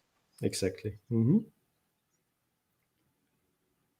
But of course, there's a kind of objective layer in the sense, even as Austrian economists, we have to look at history. And even if it's a very short-term history, it's a 10-year history now, or a bit more even than that. And we can look at patterns. And I think one part or one kind where it becomes ideology is not wanting to look at the pattern. It's and a lot of people look at Bitcoin and look at it as if it has newly emerged as something very new with no history behind it, and thus they analyze it as if it was 2010 or 2011, but there's a history behind it, and this history forces us to be more empathetic and trying to figure out why does it mean the things it means to the people who've adopted it, because there's an economic reality to it, and that's the objectivity of the Catallactic order. Once a lot of people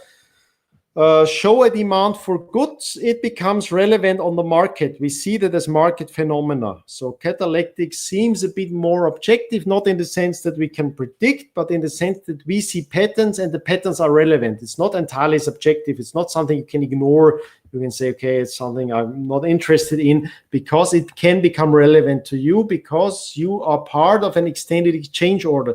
So you have to care about what other people value and the relative valuations, and that's why there is a problem of calculation, and that's why there are people trying to plan, there are people trying to anticipate, and it gets a kind of rationality, the market order, a kind of market discipline where you need to care about the values of other people to a larger extent than if it was just their food choices, their subjective preferences. It gets a kind of objectivity in the relative price structure of the market around you. So Bitcoin is not at the stage anymore where you can ignore it. We can say, okay, some crazy people have that crazy hobby and that crazy spleen, and they collect that crazy stuff. I think it has reached the point where anyone who is part of markets can't ignore it as a phenomenon. If he likes it or not, that's not relevant. If you dislike it or not, anyway, you need to understand it, and you need to bear in mind that it reflects the behavior of human agents who are relevant for you or who may become relevant for you. And I've seen with some members of the Austrian school that they tend to be too ideological, I think, and in the sense they don't want to look at history because they know it already, or seem to know it already from theory. And I think that's a wrong approach as well. I think we need to look at what's happening. We need to look at history, not for epistemological reasons, but to challenge ourselves and to figure out if the concepts are working, are correct, if we're still understanding the world or rationalizing something, legitimizing something. Yep, Patrick, just speak up. Yeah. Hey, Rahim, can you hear me? Yes. Great. I have a question. Do you think there are some issues with the Austrian school as well? So do you think there are some theories or some areas where other schools of thought have more to add or have a better view of reality than the Austrian school? Or do you think it's all of the other theories inferior to? Sure. If you understand the Austrian school as a niche tradition within the subdiscipline of economics, then I wouldn't recommend it. There's not that much value in it. So I wouldn't even recommend to study Austrian economics at university or something like that, because that's a general misunderstanding. It's a tradition in another sense, I think. It's a tradition that goes back to a trend, and that was important in the 19th century in Vienna, and this kind of Austrian Enlightenment, I would call it.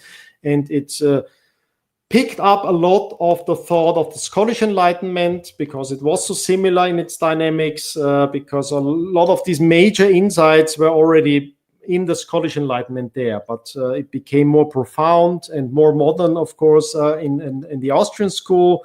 And so it's this kind of tradition, which is trying in an interdisciplinary way to understand social phenomena in their whole complexity, and being aware that it's one of the highest layers of complexity that there are for human understanding. Okay, that's one of the major parts of this tradition.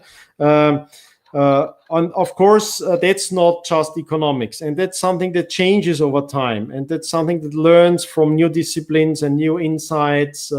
And I don't think you can be a good economist, and I'm reiterating Hayek. I think that's an important insight.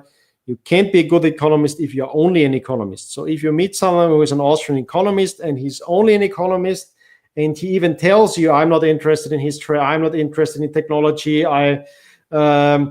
then I wouldn't take him very seriously, because it doesn't work that way. You can't just from economic theory, which is just the sub-branch, let's say the Catallactics of Praxeology, you can't understand everything, because you don't know how to weigh the concepts, you don't know what's really important at the present, and so on.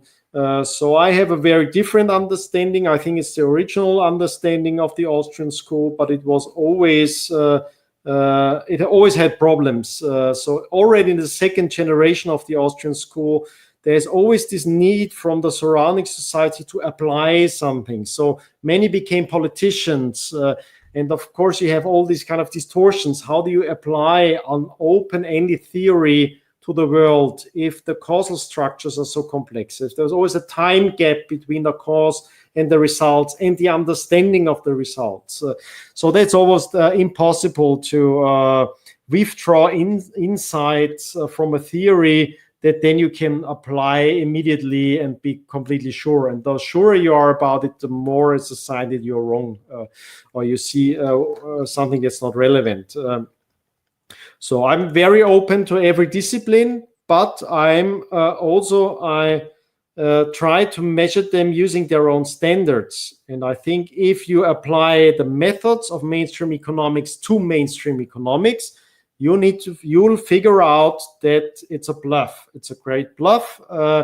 And it's not because the people are stupid. It's not because they're evil. It's because of the incentives as they are. It's because of the general governmental structures that we live in. It's about the general institutional structures, about the question, who is an academic, where do his credentials come from, what's the end that credentials are meant to fulfill, how did it develop, how did it change, what's the need for economists, particularly economists, and so on. And if you apply the same scrutiny to disciplines, I think you tend to get a very critical approach towards most of modern social sciences, and the way policy is deduced from seemingly scientific traditions. So I tend to think that the Austrian school is a different tradition, can be a different tradition. One of my teachers was the most important student of Hayek, who was an entrepreneur, a German entrepreneur, Roland Bader. And my other teacher was Hans Hermann Hoppe, the student of Rothbard, who was a philosopher. Mainly. So there was one side was very theoretical but interdisciplinary, rooted in other traditions, and the other was a very practical approach, I'd say, and very down to earth in the experience of an entrepreneur, which is very different from the experience of a politician or an academic. So I don't think it's a monocausal, or it can be misunderstood. And as I said in the beginning, mostly it's misunderstood as an ideology, but that's not bad. That's the way we work. Most people are interested in ideas because they're looking for rationalizations. We want to look ourselves in the mirror. We want to find reasons why what we want is good for us and for everyone else. And that's the main demand for theory comes from there. We selectively look for things that confirm our prior perceptions and our interests, and that's the way it is. So there's nothing bad about that. That's how it is. And the Austrian school becoming more ideological in the United States was a great thing for the tradition, because it in the context it gave it a little bit of a protective layer from academia, which tended to become quite pragmatic in this game of expertise for political reasons. So the Austrian school was left a little bit outside of academia, and prestigious academics wouldn't touch it. And that protected, I think, some crucial parts of it. Some, I think, are still very important in it. And it's a kind of contrarianism. It's a kind of general skeptical outlook towards institutions, and the willingness to measure our institutions with or hold them to their own measures, and not just uncritically accept the status quo as it is.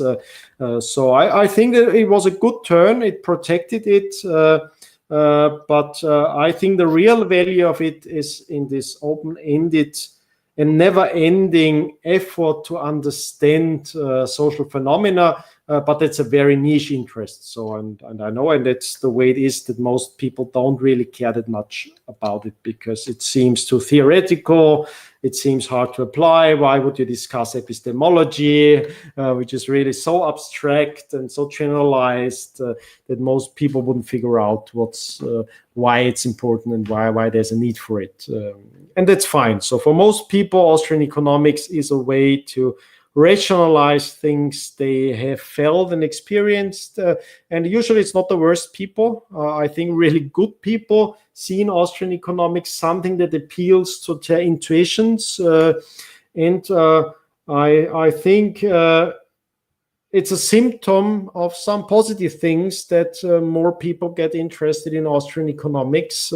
It'll always remain a niche field, but nowadays more people come from Bitcoin to Austrian economics than from Austrian economics to Bitcoin, and that itself is a symptom of change that's happening, and part of that is very positive, as people having a more open-minded approach to institutions and to innovation in institutional or innovative alternatives to institutions that have outlived the usefulness to us and are showing the problems every day, and every day becoming more obvious that the institutions we've come to accept as with being without alternative are under tremendous pressure to cope with that increased complexity of an interconnected global order with the technologies that we use now and with the digital interconnectedness that we have nowadays.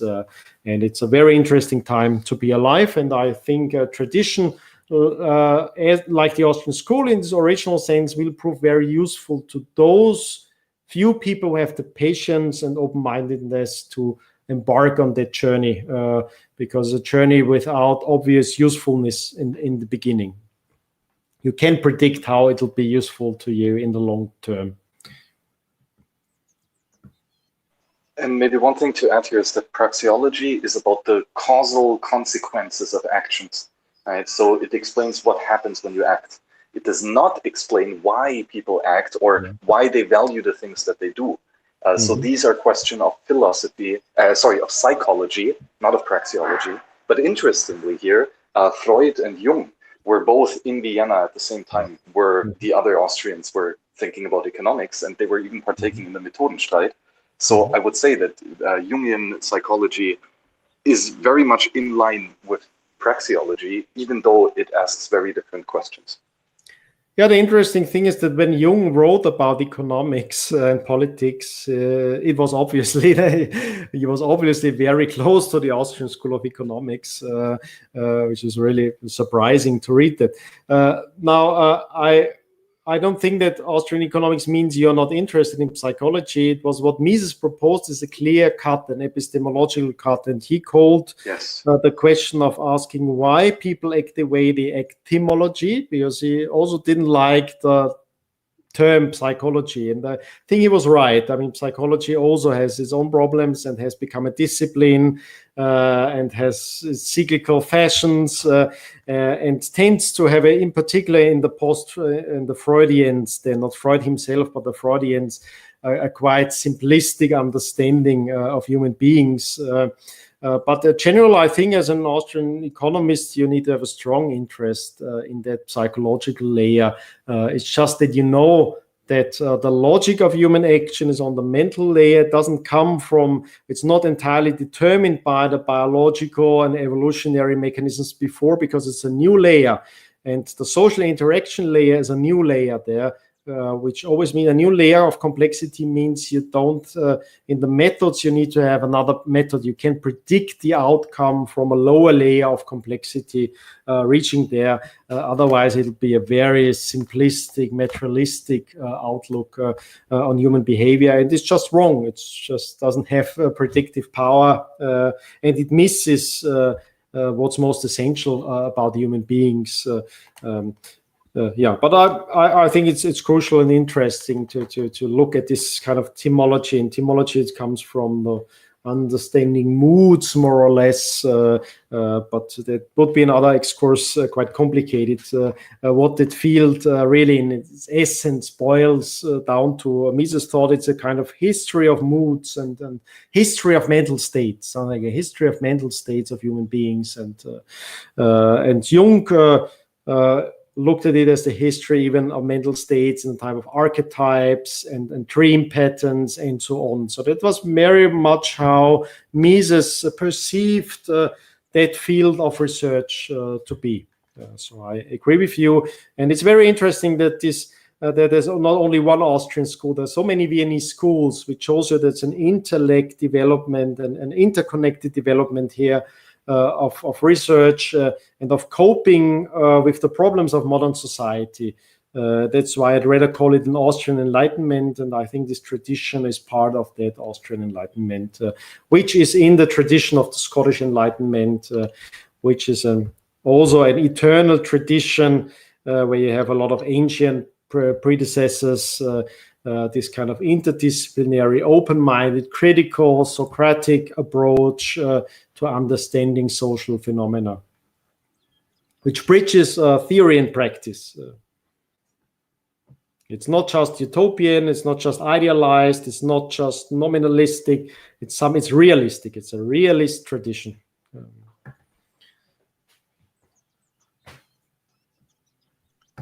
I saw that Lucas had a question earlier, so what's up?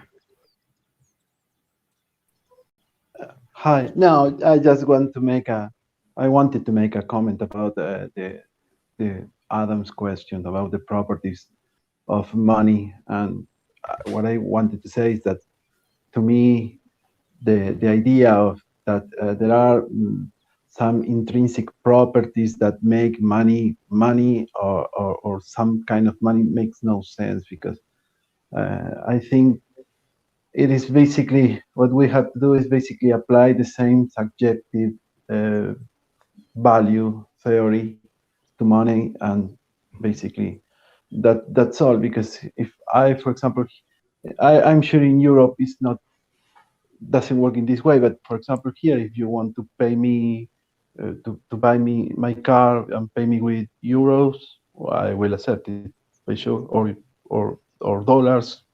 Why not? I know that they are not counterfeited, so I trust in you, so I will accept it, and I will accept many other things too. So, and in fact, I know, because there was things here were messy years ago, and people accepted many different things, many different things as money, sometimes with some discount depending on the quality, let's say, or the acceptability of the thing that you offer as money. But yes, in the end, it's basically there is a rate between different things, and you accept one or not, and it's so what we call money is just because it's so acceptable. But it's not because it possesses any specific property at all. Yeah, I'm somewhere in between. So I would agree with you that it's overrated. That's what I tried to answer before. I would not agree that it makes no sense, because I said it made sense in the context of understanding the historical emergence of the higher moneyness of certain goods. So there it made absolute sense, the characteristics, and they really helped explain. Now, they may make some sense for the technological questions now about the means, but that makes no sense if you only look at the means without looking at the ends. So there I would agree with you. The more important thing is understanding the ends and how the means are related to the ends, and then you can't answer from the list of characteristics. And that's why I meant before, I don't think you can understand Bitcoin or any other monetary phenomena just by going to this list that was meant to describe the historical process of the emergence of certain goods of money. So yeah, I think I'm somewhere in between, and I'm reluctant to have this kind of 0 and 1 answers to stuff. It doesn't mean I'm relativist. I think the money as itself is such a complex concept that there's a lot of different aspects in there, and it's hard to tell which one are the most important ones. Of course, if you just look at the need to exchange with foreigners, there's a lot of network effects. The markets always have network effects. And a lot of this kind of infrastructure, which is technology as well, so you can have a market infrastructure, is network effects. It means why is the trading place at the place it's at? Usually because it's the confluence of roads or rivers. We don't know if it's the perfect location. It's just a location where most traders ended up, and the more traders there are, the more traders come there, of course, and the larger the fair becomes. So that's network effects. So it's never always objective. If you have interaction, there's always this kind of reflectiveness in our behaviors. We look at what other people are doing, and we change our pattern accordingly. So that would be very misleading, and that's, of course, is behind a lot of fallacies in economics, to look at objective things and forget that we really need to put ourselves through the eyes, or look through the eyes of the economic agents, the decision makers, and that's subjectivism. And that's really about figuring out what were the ends and why was there the means for that end. And it may turn out that in certain situations, the biggest problem was the network, and in other situations, the biggest problem was durability, and in another situation, the biggest problem was fungibility. But it could be other things, other aspects which Menger could not see because he looked at the historical processes. Might be a new order. Of course, once we pass more and more of our lives in virtual worlds, in digitalized worlds, it may be very different technological characteristics that are important for that kind of exchange networks effects to arise. So I think the truth is somewhere in between. I don't think you can look at the characteristics. They're not an economic law. They're describing characteristics of a technology in a particular context related to particular ends of people. But when you understand those ends, you realize that a lot of them are universal and a lot of them are timeless. So that's why it makes sense to look at history and to look at the old theory from the 19th century, and you can still learn something about the present and even the future, maybe. And I think there's already so much in Menger that is much more than even contemporary monetary economics from the mainstream they haven't provided more insights, but rather more fallacies. So overall, I think it's better to read Menger now than a modern monetary economist usually. I don't mean to ridicule that, but I think in the end it's about understanding this means-end relation of human beings, and then of course you have to apply it to the particular context and go deep into the real history of the real people exchanging assets and taking part in exchange and figuring out what it was that they saw in that and are still seeing in that.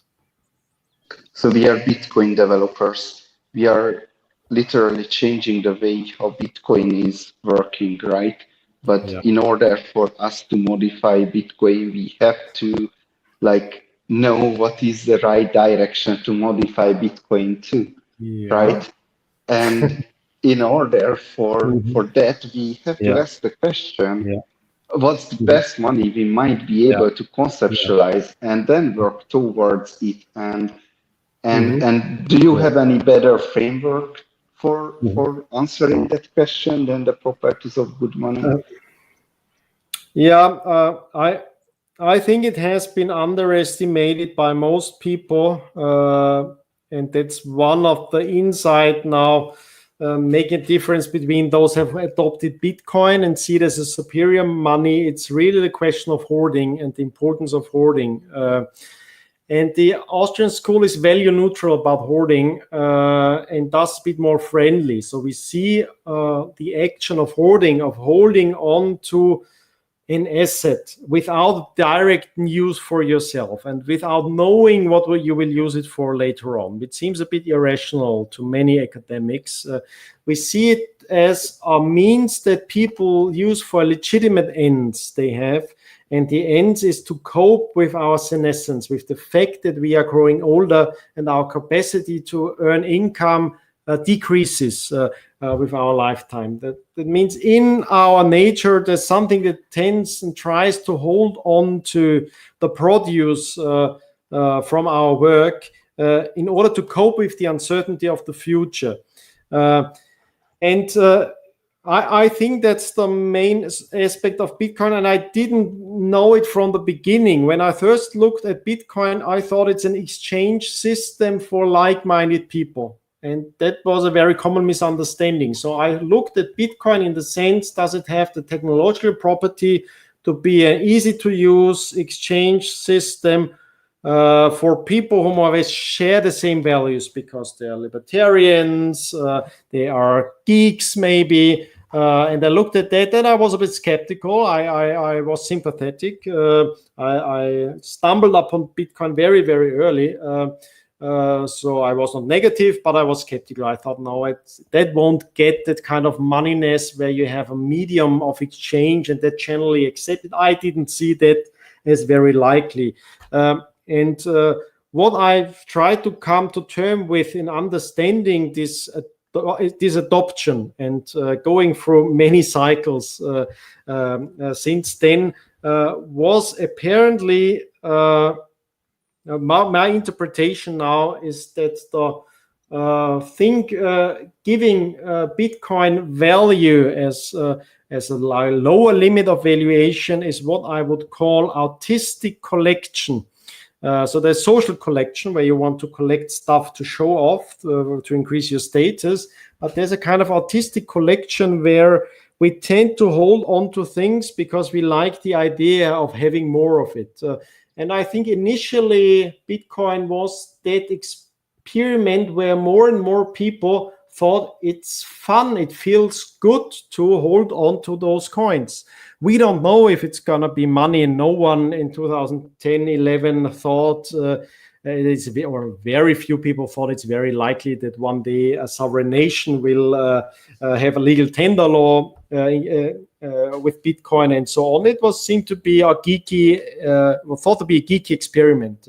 But I think what emerged was this kind of self-reinforcing collecting of Bitcoins, which is a kind of it's a non-monetary demand. And it was one of Mises' insights. It's really hard to explain monetary demand just by monetary demand because you go in circles.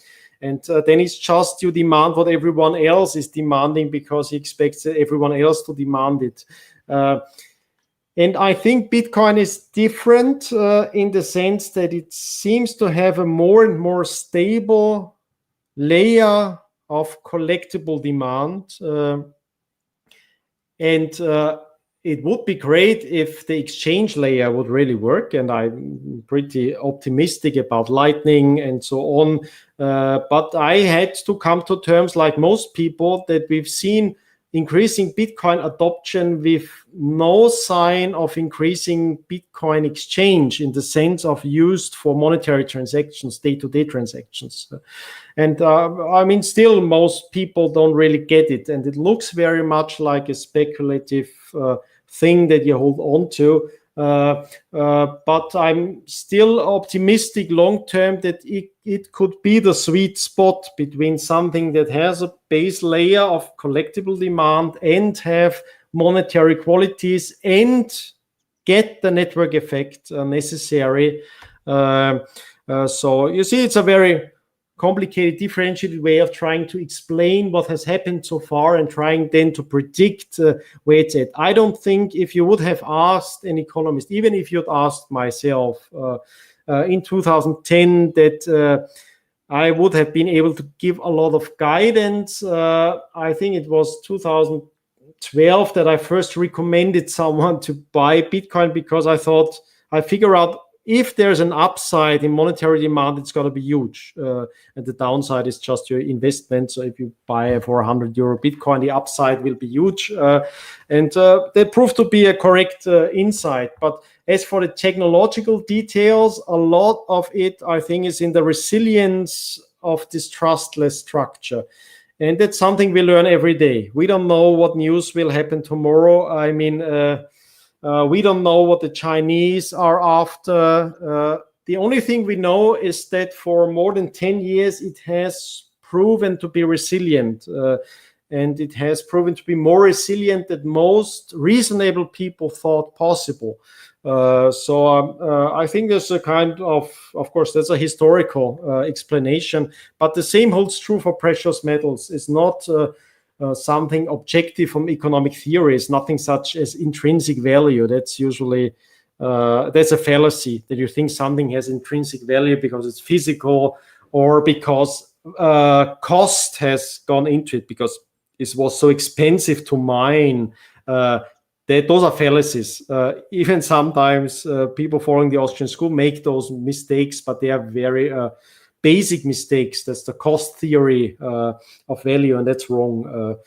So it's all the subjective theory of value. It really is about understanding the ends of people and figuring out if it can be a means in the long term. Now, people can see something subjectively as a means, and that becomes problematic. And Karl Menger already wrote about that. Now you have to look at the technological side, but that of course is uncertain because you don't know if you figure out the technology and figure out if what people expect from it as a means can hold true, if there's technological possibility that it works out. People just through their thinking can make something work or seemingly work. We see it in medicine, and Menger gave the example of medicine. He says you can make a physiological analysis, chemical analysis of something and realize it's a placebo. Still, it may be working because the mental understanding is so crucial for it. But the interest in the technological and physical side of it can help you predict a little bit. You'd say, okay, if medication only works because it's a placebo, maybe it won't be that sustainable in the long run. And it may be replaced by more effective technologies in the long run because people in the long run prefer health to death and life, health to sickness and life to death. That was the least valuation that Mises proposed as a kind of minimum valuation, which we assume not as absolutely true, but something very plausible. So there's no way to predict from economic theory if the technological promise of Bitcoin will hold. But as a good economist, you have to look at the reality and say, well, there's a reality of more than a decade of it holding the promise. And not because the most intelligent people predicted it to hold. It's because somehow it was the sweet spot between the ends people had in the time that they were living in and the means provided by this technology. And of course, technology is much more than just distributed ledger technology and so on. Every kind of network effect is a kind of social technology of people buying into something.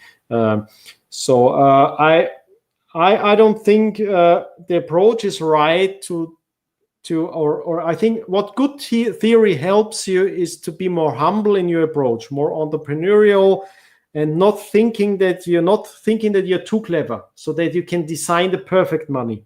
Because then you always see the faults with everything that's there. Nothing is perfect in this world, because a lot of it's adopted because other people adopted it. So I think it's ludicrous to think that Bitcoin is the most perfect money there ever was and ever will be. That's too much. That puts too much into it, because it was not created by God. It's a product of human beings. It's adopted by human beings. It may turn out to be one of the best or the best solutions for certain kinds of problems people have in the modern world. And a lot of those problems are eternal and timeless problems. That's why I'm positive about Bitcoin, and I tend to agree with the approach that's a bit more conservative in trying to have full backward compatibility, in trying to be more humble and very careful in trying to improve what is working. So don't fix what is not broken.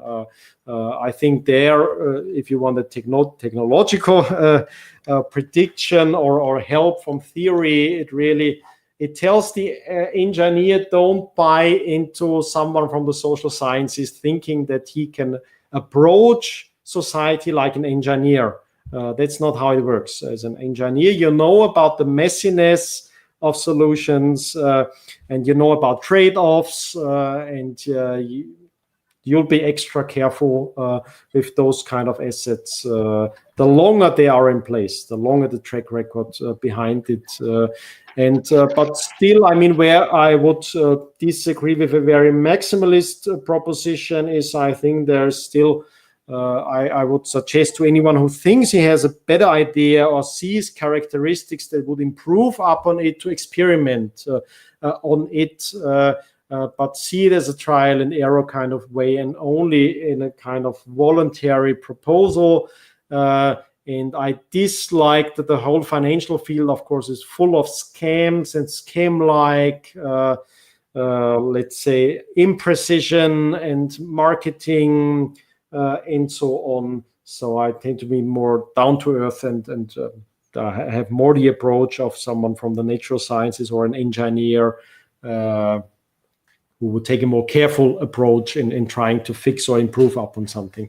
But innovation is crucial, and innovation is possible if there's competition, and competition means there's skin in the game, so that those people who think that something can work better should put the money where the mouth is, and then let's figure out.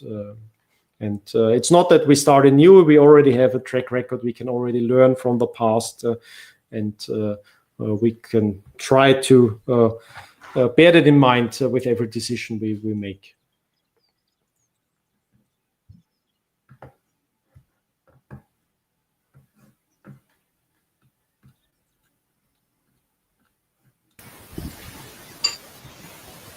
Yeah, great point. Okay. I would have another question if nobody else has one, but I don't want to hog the conversation. Okay, can I? Sure. No. No, my idea about the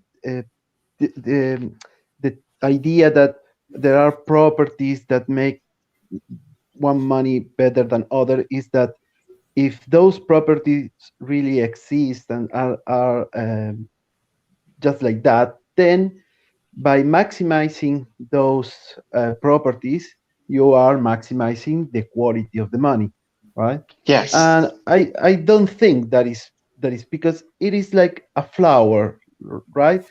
There are no a flower that is better than other. It's just you want a flower for a girl, and it depends what the girl Yeah. What flower the girl prefer is the one that is more valuable by you because you want the flower, right? So, for example, if we tend to believe that a more there is the properties fungible, of good flower.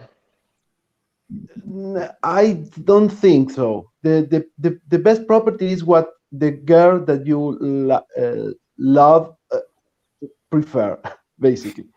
That you are going to pay more for that one. So basically, if you we used to think that fungibility or indistinguish or make Bitcoin indistinguishable. Sorry, I don't know the word. You know, one equal to other. Yes, or it's better. But some people don't like that. There are people who prefers very well or very easy to trace Bitcoins, for example, and they are going to pay more for that kind of Bitcoins than for those that are mixed or anonymized, for example. So that's what I wanted to say. The better Bitcoin is the one that the people prefers, right? How the other value the Bitcoin is not that you just can maximize the properties. That's again, I partly agree with you and I partly disagree. I think it's a very important point to make as one part of a spectrum. And there's the other spectrum, the other part of the spectrum is those that insist that there's something objective. And that's a fallacy, but I think it's a fallacy as well to think that subjectivism does not mean that everything is subjective. Because in Catallactics, as it's about the exchange of foreigners, there are patterns, and we see patterns emerging. It's not, I mean, if you go to pick up a girl, let's say, not in a demeaning sense, of course you can say, oh, it doesn't matter. I mean, whatever she likes and makes her happy will work out. But of course, there's a sense that it makes sense to have a general interest in the patterns of human interaction. And then, of course, that may shrink a bit the range of options that you're looking at. There's a less likeliness of certain kinds of flowers to be attractive and a greater likeliness of other kinds of flowers. And in particular, an exchange between foreigners, where there's not so much where we disagree, we need to find the common ground. And this common ground, usually there must be something more universal. That's why it's a minimum interface that you're looking for this exchange, and there are much clearer patterns. So the Austrian school is a bit between the heterodox schools of economics and the orthodox one. The orthodox is overly objectifying. It's like there are rules and models and they are true and they tell you from the characteristics what you got to expect. That's bullshit, But the heterodox go too far. They think that it's all relative, and so it's just the interests, and there is no real patterns there other than the patterns you decide to have. So society just agrees on the kind of economic order it wants to have. And that's a kind of utopian thinking because, of course, there's a kind of pattern in human behavior, and we see that in monetary phenomena. It's not that everything emerges. It's not that there is a diversity, but it's not an endless diversity. The surprising thing is that we get the emergence of very similar forms in very different cultures. And you need to explain that. You can't just say, well, it's chance, because if you have a pattern like that, so it's somewhere in between, I'd say. I think your point is very important because most people tend to err. I mean, now under the impression, of course, of orthodox economics as well, so maybe your point is even more important. They tend to err in the direction of objectivity. But you can also err in the direction of relativism. I don't think that there's nothing you can say from theory. Theory helps you a bit to understand the pattern, and I think there's more we can say about money than it's just a thing that people prefer to accept because we see a much smaller diversity of what works in those functions and shows sustainable monetary demand versus the diversity of tastes and so on. And even on the market, we see that it's not an endless diversity It's a huge diversity of goods if you have competition, but there are obvious patterns of scaling is very important. You have economies of scale, and they are not the same in every kind of product. So there is this size, seemingly regular patterns there, which people who do catallactics, which is this part of praxeology, where they tend to find some agreement with orthodox economists. So going back to the question, why does it seem like Milton Friedman in some fields tends to say the same thing as Austrian economists, is because he's just looking at the most obvious patterns that we know. Even if you are a socialist or not, it doesn't matter. The rationing of some things, price controls will have an impact, not deterministic, but as a pattern that you can observe again and again. And you see very similar processes in the behavior of goods and people about goods in socialist economists and market economists. And that's a sign that there are patterns that go back to the nature of human beings and the logic of human action. So I don't think that we can say nothing and we can't explain at all why Bitcoin has been chosen to have the highest market capitalization of global cryptocurrencies. We are challenged to explain that and understand that, and I don't think the reason is that it's the best technology and it's the most perfect technology. That doesn't make sense to me. So it's not entirely in the objective, but it's not entirely subjective. It's not entirely by chance. Yeah. So there's something else, and the large part can be network effects, but I'm pretty sure it's not 100% network effects. Otherwise, it would be just the first one that's there, and no matter what. And if Dogecoin was the first cryptocurrency, it would be now Dogecoin the most dominant currency. I don't think so.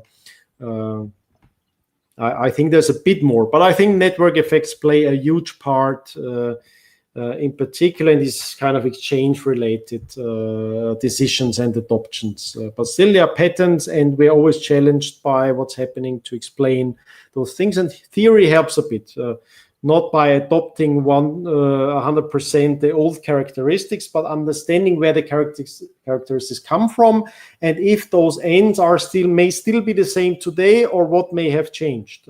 So there may be additional characteristics, there may be trade-offs that we don't see. So I totally agree. Just by looking at the list of characteristics we see in Menger's writings, that's not enough to explain, because there may be new characteristics now, which is the most important trade-off. And so you optimize all the known characteristics and you optimize against the unknown characteristic, which is more important, but you don't know it yet.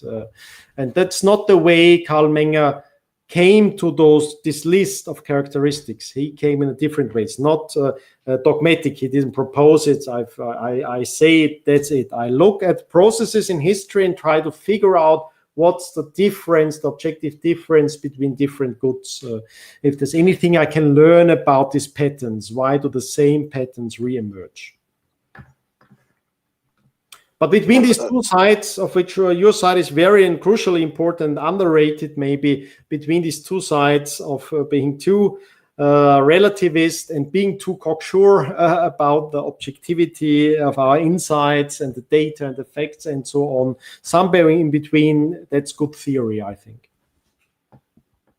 And by the way, I think that one characteristic missing out of this list, and that we realized that it was missing in cyberspace, is the verifiability. Yes. Right? So that people can verify that the transaction that they receive is valid. Yeah. And that's what makes Bitcoin so amazing, that all transactions in the network are valid, and therefore you verify the total money supply. Yeah, I totally agree. And I think if Menger would analyze that now, he wouldn't start with the list of characteristics. He would look at the phenomenon, and I think he certainly would get it that trustless verification is one crucial characteristic here. So verifiability is, don't mix it into the supply verifiability, because that's scarcity, right? Yeah, yes. That's not missing. Yeah. No, actually, I don't. Or no, I don't think that I think the verifiability for all transactions is is already important. Yeah, but I think that's what he meant as well. It's two different aspects. Yeah. Yes, it makes sense. And maybe even another thing, but this is really just my speculation, but there might be another pattern that could possibly quantify in the future to be a property of good money, which it would explain actually the rise of Ethereum, which is a programmability, right? That That's could possible, yeah. also be something. Yes, but as always, if you have various characteristics, there may be a trade-off, and people will come to different assessments of this trade-off. And I think, that was one of the core contention points in the block size wars or debates, is what are the trade-offs? If more programmability endangers the resilience, is kind of trustless verification. I don't know if it's entirely that aspect, but I think it's not contentious to say now there is disagreement, and there was strong disagreement about the kind of trade-offs you'd have between characteristics. So it's not clear that the best money has a long list of good characteristics. It's about the right match, the right trade-offs between characteristics. And that's hard to predict. Yeah, it's and it's still not entirely clear if which side there was right. I tend to think that it's true that it's a trade-off, that this Turing complete programmability increases the attack vectors. I find it convincing as an argument. It doesn't tell me if that means that in the sense of trade-off it's always worse, but it would tend to prefer second layer solutions for programmability and not have it already in the first layer. But those are technological questions that theory can only tell you there may be trade-offs. So that's why I think that may make sense to see trade-offs here and to be conscious of those trade-offs. But I do agree that programmability is a very interesting feature and may turn out to be the crucial feature. But then it's not that moneyness is just one thing. I think it's once there's an infrastructure that provides services in this field, we'll realize that it can be a very differentiated structure. And that the monetary demand is not just one thing. It's because it doesn't disappear. Even if the adoption of Bitcoin increases, it doesn't disappear that there are other assets. And so I think there'll always be other financial assets, obviously, and there'll always be a kind of trade-off in moneyness and different aspects where you optimize. And I certainly think that programmability will tend to become more important. I'm not so sure if it's for the layer of looking for a financial assets to protect purchasing power aspect, but pretty sure programmability is important for additional layers of financial infrastructure. And maybe I'm not sure if programmability is a good enough word here, because I think what programmability means is a nuanced definition of property rights, right?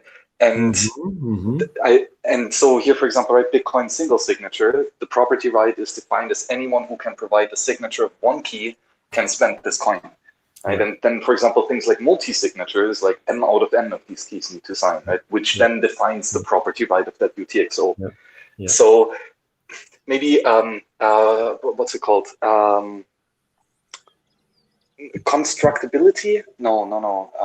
There's like this word of how elaborate one can speak. I'm blanking on the exact word that I had in mind here. But yeah, I like one of the important realizations is that programmability is in regards to property rights definition.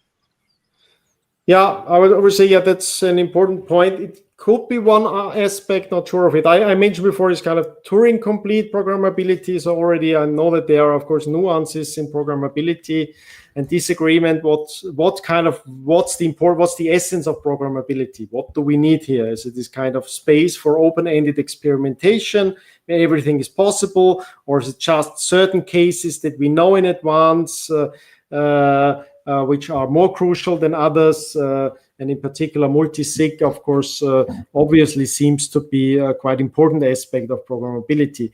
And then the question, I think it's a different aspect, maybe related, but that we don't know for sure yet, is the differentiation of property rights and transferability of different aspects of property rights, but that we can only figure out once there's more innovation in the legal sphere. That's why I think in order to get the full potential of this kind of digital revolution that may happen here, triggered from the Bitcoin, is we need this kind of innovation in legal structures as well and institutional arrangements as well to really figure out the whole innovative potential here of this technology. And I tend to think that it'll be a link of technological innovation and legal innovations there. And that's why I'm so interested in this free private cities field and heading the foundation.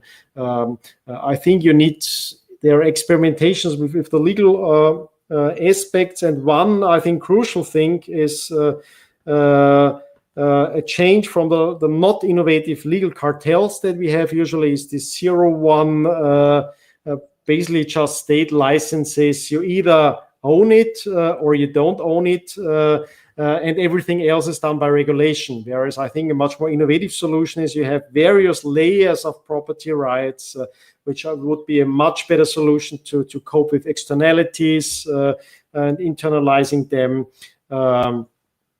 And yeah, you can say composability of property contract. Of course, a lot of how contractual arrangements can be done, but there is really a synergy between legal innovations and technological innovations. So I don't think it's only the technological side. That's why I'm a bit skeptical that it's only smart contracts that solve everything. I think it's the match of programmability or aspects of programmability and new legal arrangements that make full use or best use of that, because there are always social questions to be figured out as well. Otherwise, I mean, you'd have the smart contract, but not the acceptance, not the execution of it, not obvious how you handle conflicts and so on. But I actually think this is one of the key innovations of Bitcoin in the legal realm, is that previously these property rights laws basically defined when it was justified to apply force after the fact that something happened. Right? So someone steals from you, then you can apply force to get the good back. And what Bitcoin geniusly manages is that basically theft becomes impossible before the act.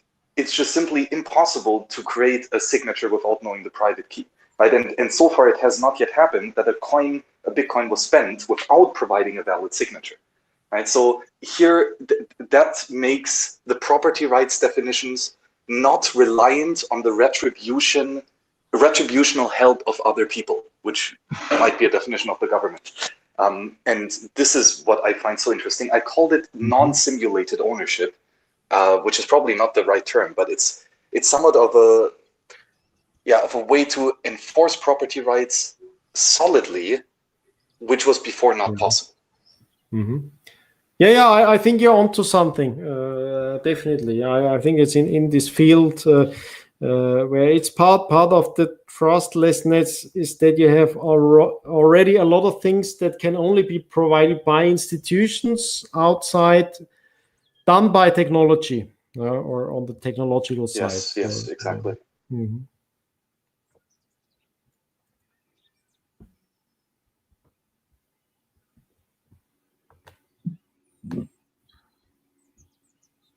All right, Michael or anyone, do you guys have questions? I do have one more, and basically that the definition of a gold atom, like the most atomic unit of the gold monetary system, right, that definition is not up to people. A gold atom has 72, protons, and that's just how it is.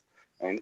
While contrarily, the definition of what is a Satoshi, at the most atomic unit of the Bitcoin monetary sphere, is very much up to individuals, and seemingly to somewhat of a, well, in one sense, it's up to the individual full node operator, right, who defines what software he runs and then verifies and enforces the other people in the network. Yet still, for Bitcoin to be useful, as we said earlier, it does need to have that network effect, and multiple people need to agree on the definition of what a Satoshi is. Now, I think this is the strongest argument why gold is better than Bitcoin, because the definition of the monetary unit is not to the whim of individuals, while in Bitcoin it seems to be.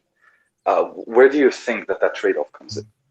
Yeah, I don't think that's true. There's always been trying to explain in the physical, as a physicist, why gold has become so universally, but it wasn't that universally used as money.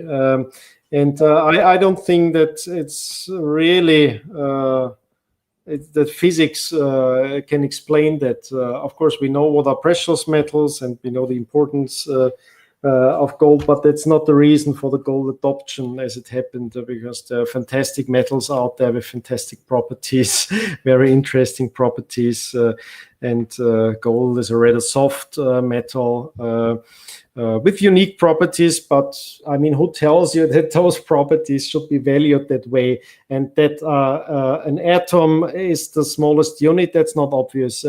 Karl Menger had the concept of the relevant unit. He said it's not an objective thing. The relevant unit is subjective again. It's asking, what can be the entity of your action? What can you act upon?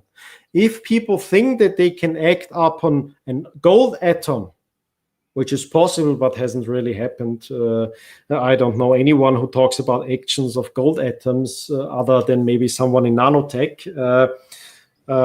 So it's about a relevant unit, and the relevant unit has changed. I mean, gold for a long time, there was a problem with the relative scarcity to the demand of the people, so that the entities have a fairly large purchasing power compared to other goods. So gold wasn't the money of the regular people. Usually it was silver. And the problem is, even though gold can be hammered out to infinitely thin layers, mechanically it wasn't quite possible until fairly recently. So it was improvements, innovations in metallurgy that led to gold being used in a more universal way, and making it possible to replace, if we would still have used minting, which we didn't then use in the end, to have replaced silver, because now it's possible to have basically a gold foil. You could integrate a gold foil into a paper bill and still have the physical gold in it, and that wasn't possible for most of the time that gold was used. So I don't think there's anything physical about it. There are some objective criteria of gold which are connected to the social processes that led to its adoption, in particular the religious understanding that gold was the sun metal and silver the moon metal, which gave kind of credence to the ratio of 1 to 12, which was the historically most prevalent ratio of gold to silver. Relative prices was 1 to 12, and that's exactly sun to moon cycles. But that's just a rationalization, I think. And then, of course, you don't know what's first. Is it the idea or the behavior? It's interchangeable.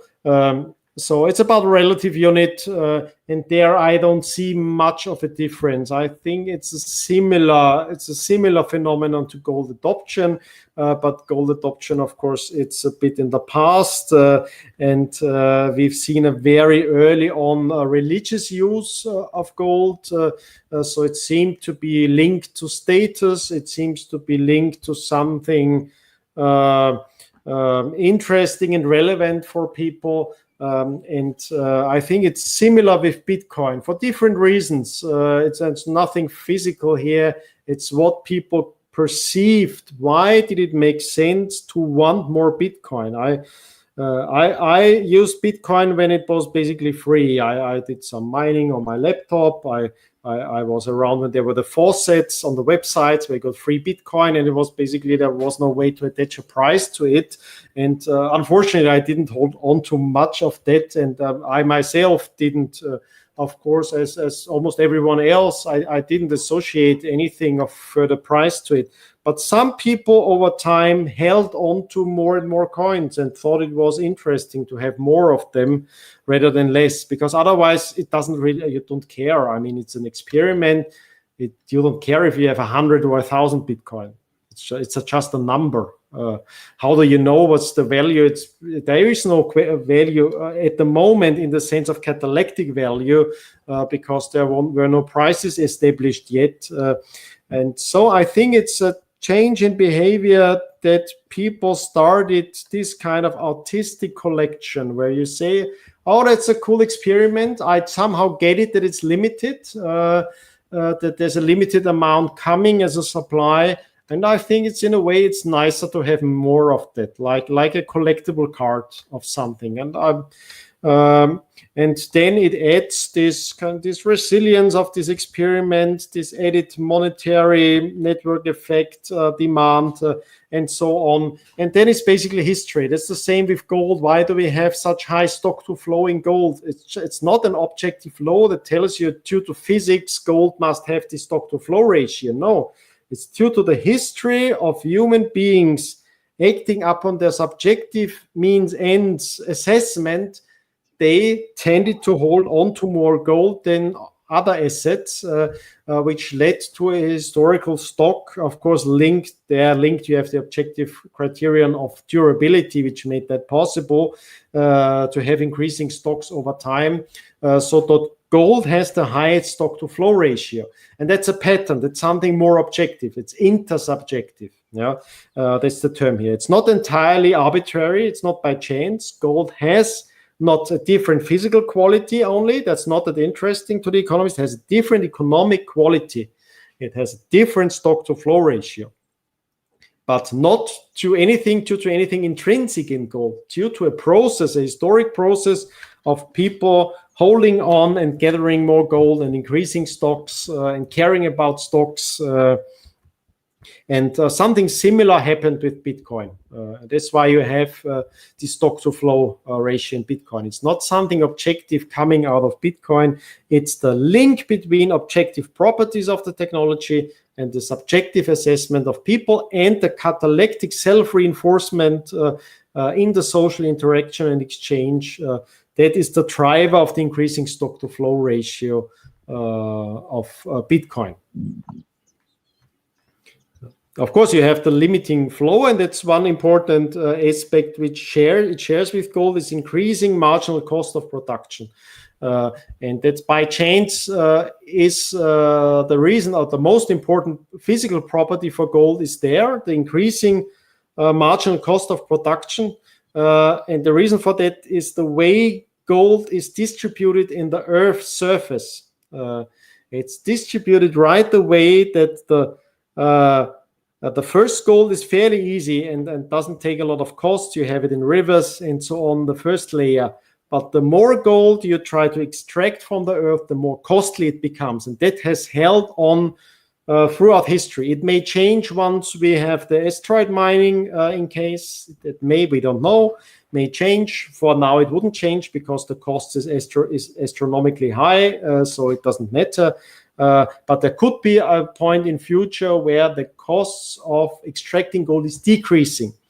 And for most goods, the marginal cost of production is decreasing. You have economies of scale. With gold, you don't have economies of scale. And with Bitcoin, due to its technological algorithmic construction, has the same pattern of increasing costs of production due to the mining difficulty.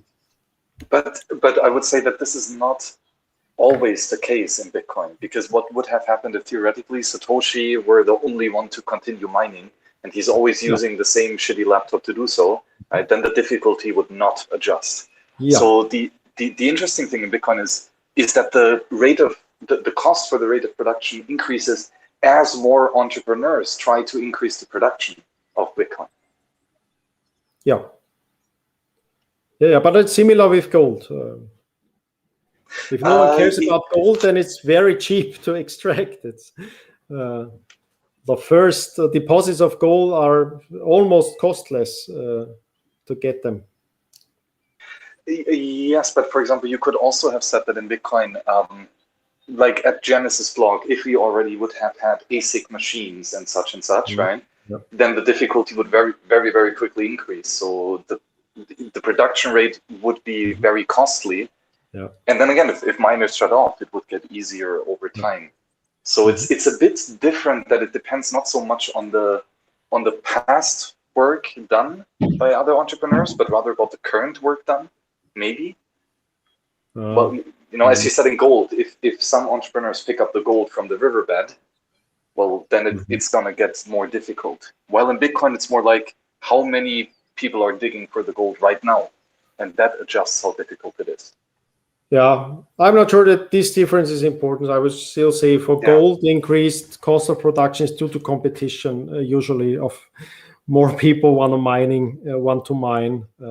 So it's similar, but yeah, of course, I mean, it's never the same. It's just an analogy, and of course, technologically, it's a very different beast that we have here. Yeah, so a good point. I think where you realize the nuanced difference between those two things is when you think through, as people value gold, entrepreneurs are incentivized to produce new gold and then sell it on the market.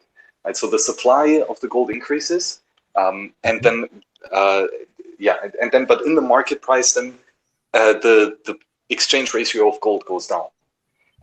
While with Bitcoin, as more people value Bitcoin, more miners enter the field, and then the supply rate change does not change, right? It's because of the difficulty adjustment, the supply of Bitcoin stays constant regardless of how many entrepreneurs are there.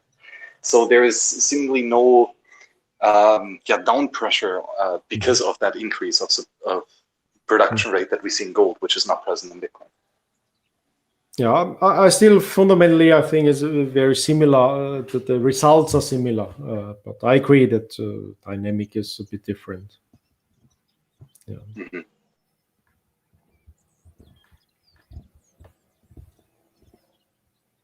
Yeah, but you argue that it's even better than gold for that reason, which may be true. I think just historically it has held for a very long time that you have increasing gold prices, increasing the incentives for mining and present mining, and increases the competition in the mining sector and drives out sub-marginal miners, which is a very similar kind of dynamic happening.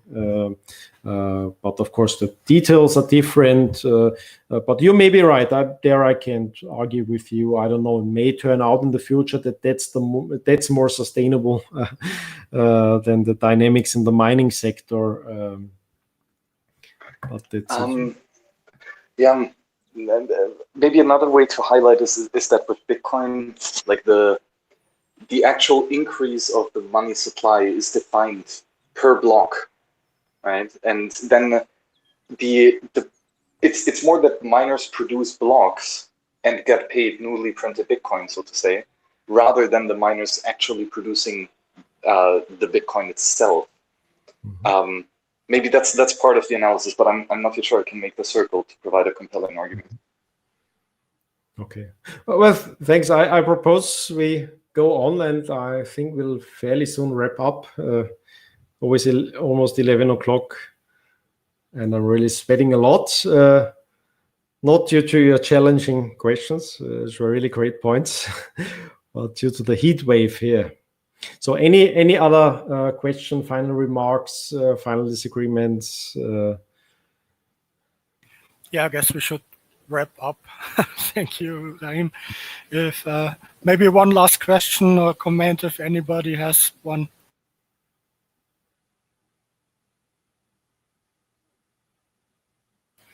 Okay, if not, then Thanks again. Thank you. Thanks for the great questions and great points. It was a pleasure meeting you. And likewise. All right, Thank guys, you. Right. Thank you very much for coming and yeah. So if someone wants to stay around, have a chat, and seriously, this was great. This was really great. Anyone who listened to this will learn a lot from this. So yeah, thank you guys, and have a good night. Bye.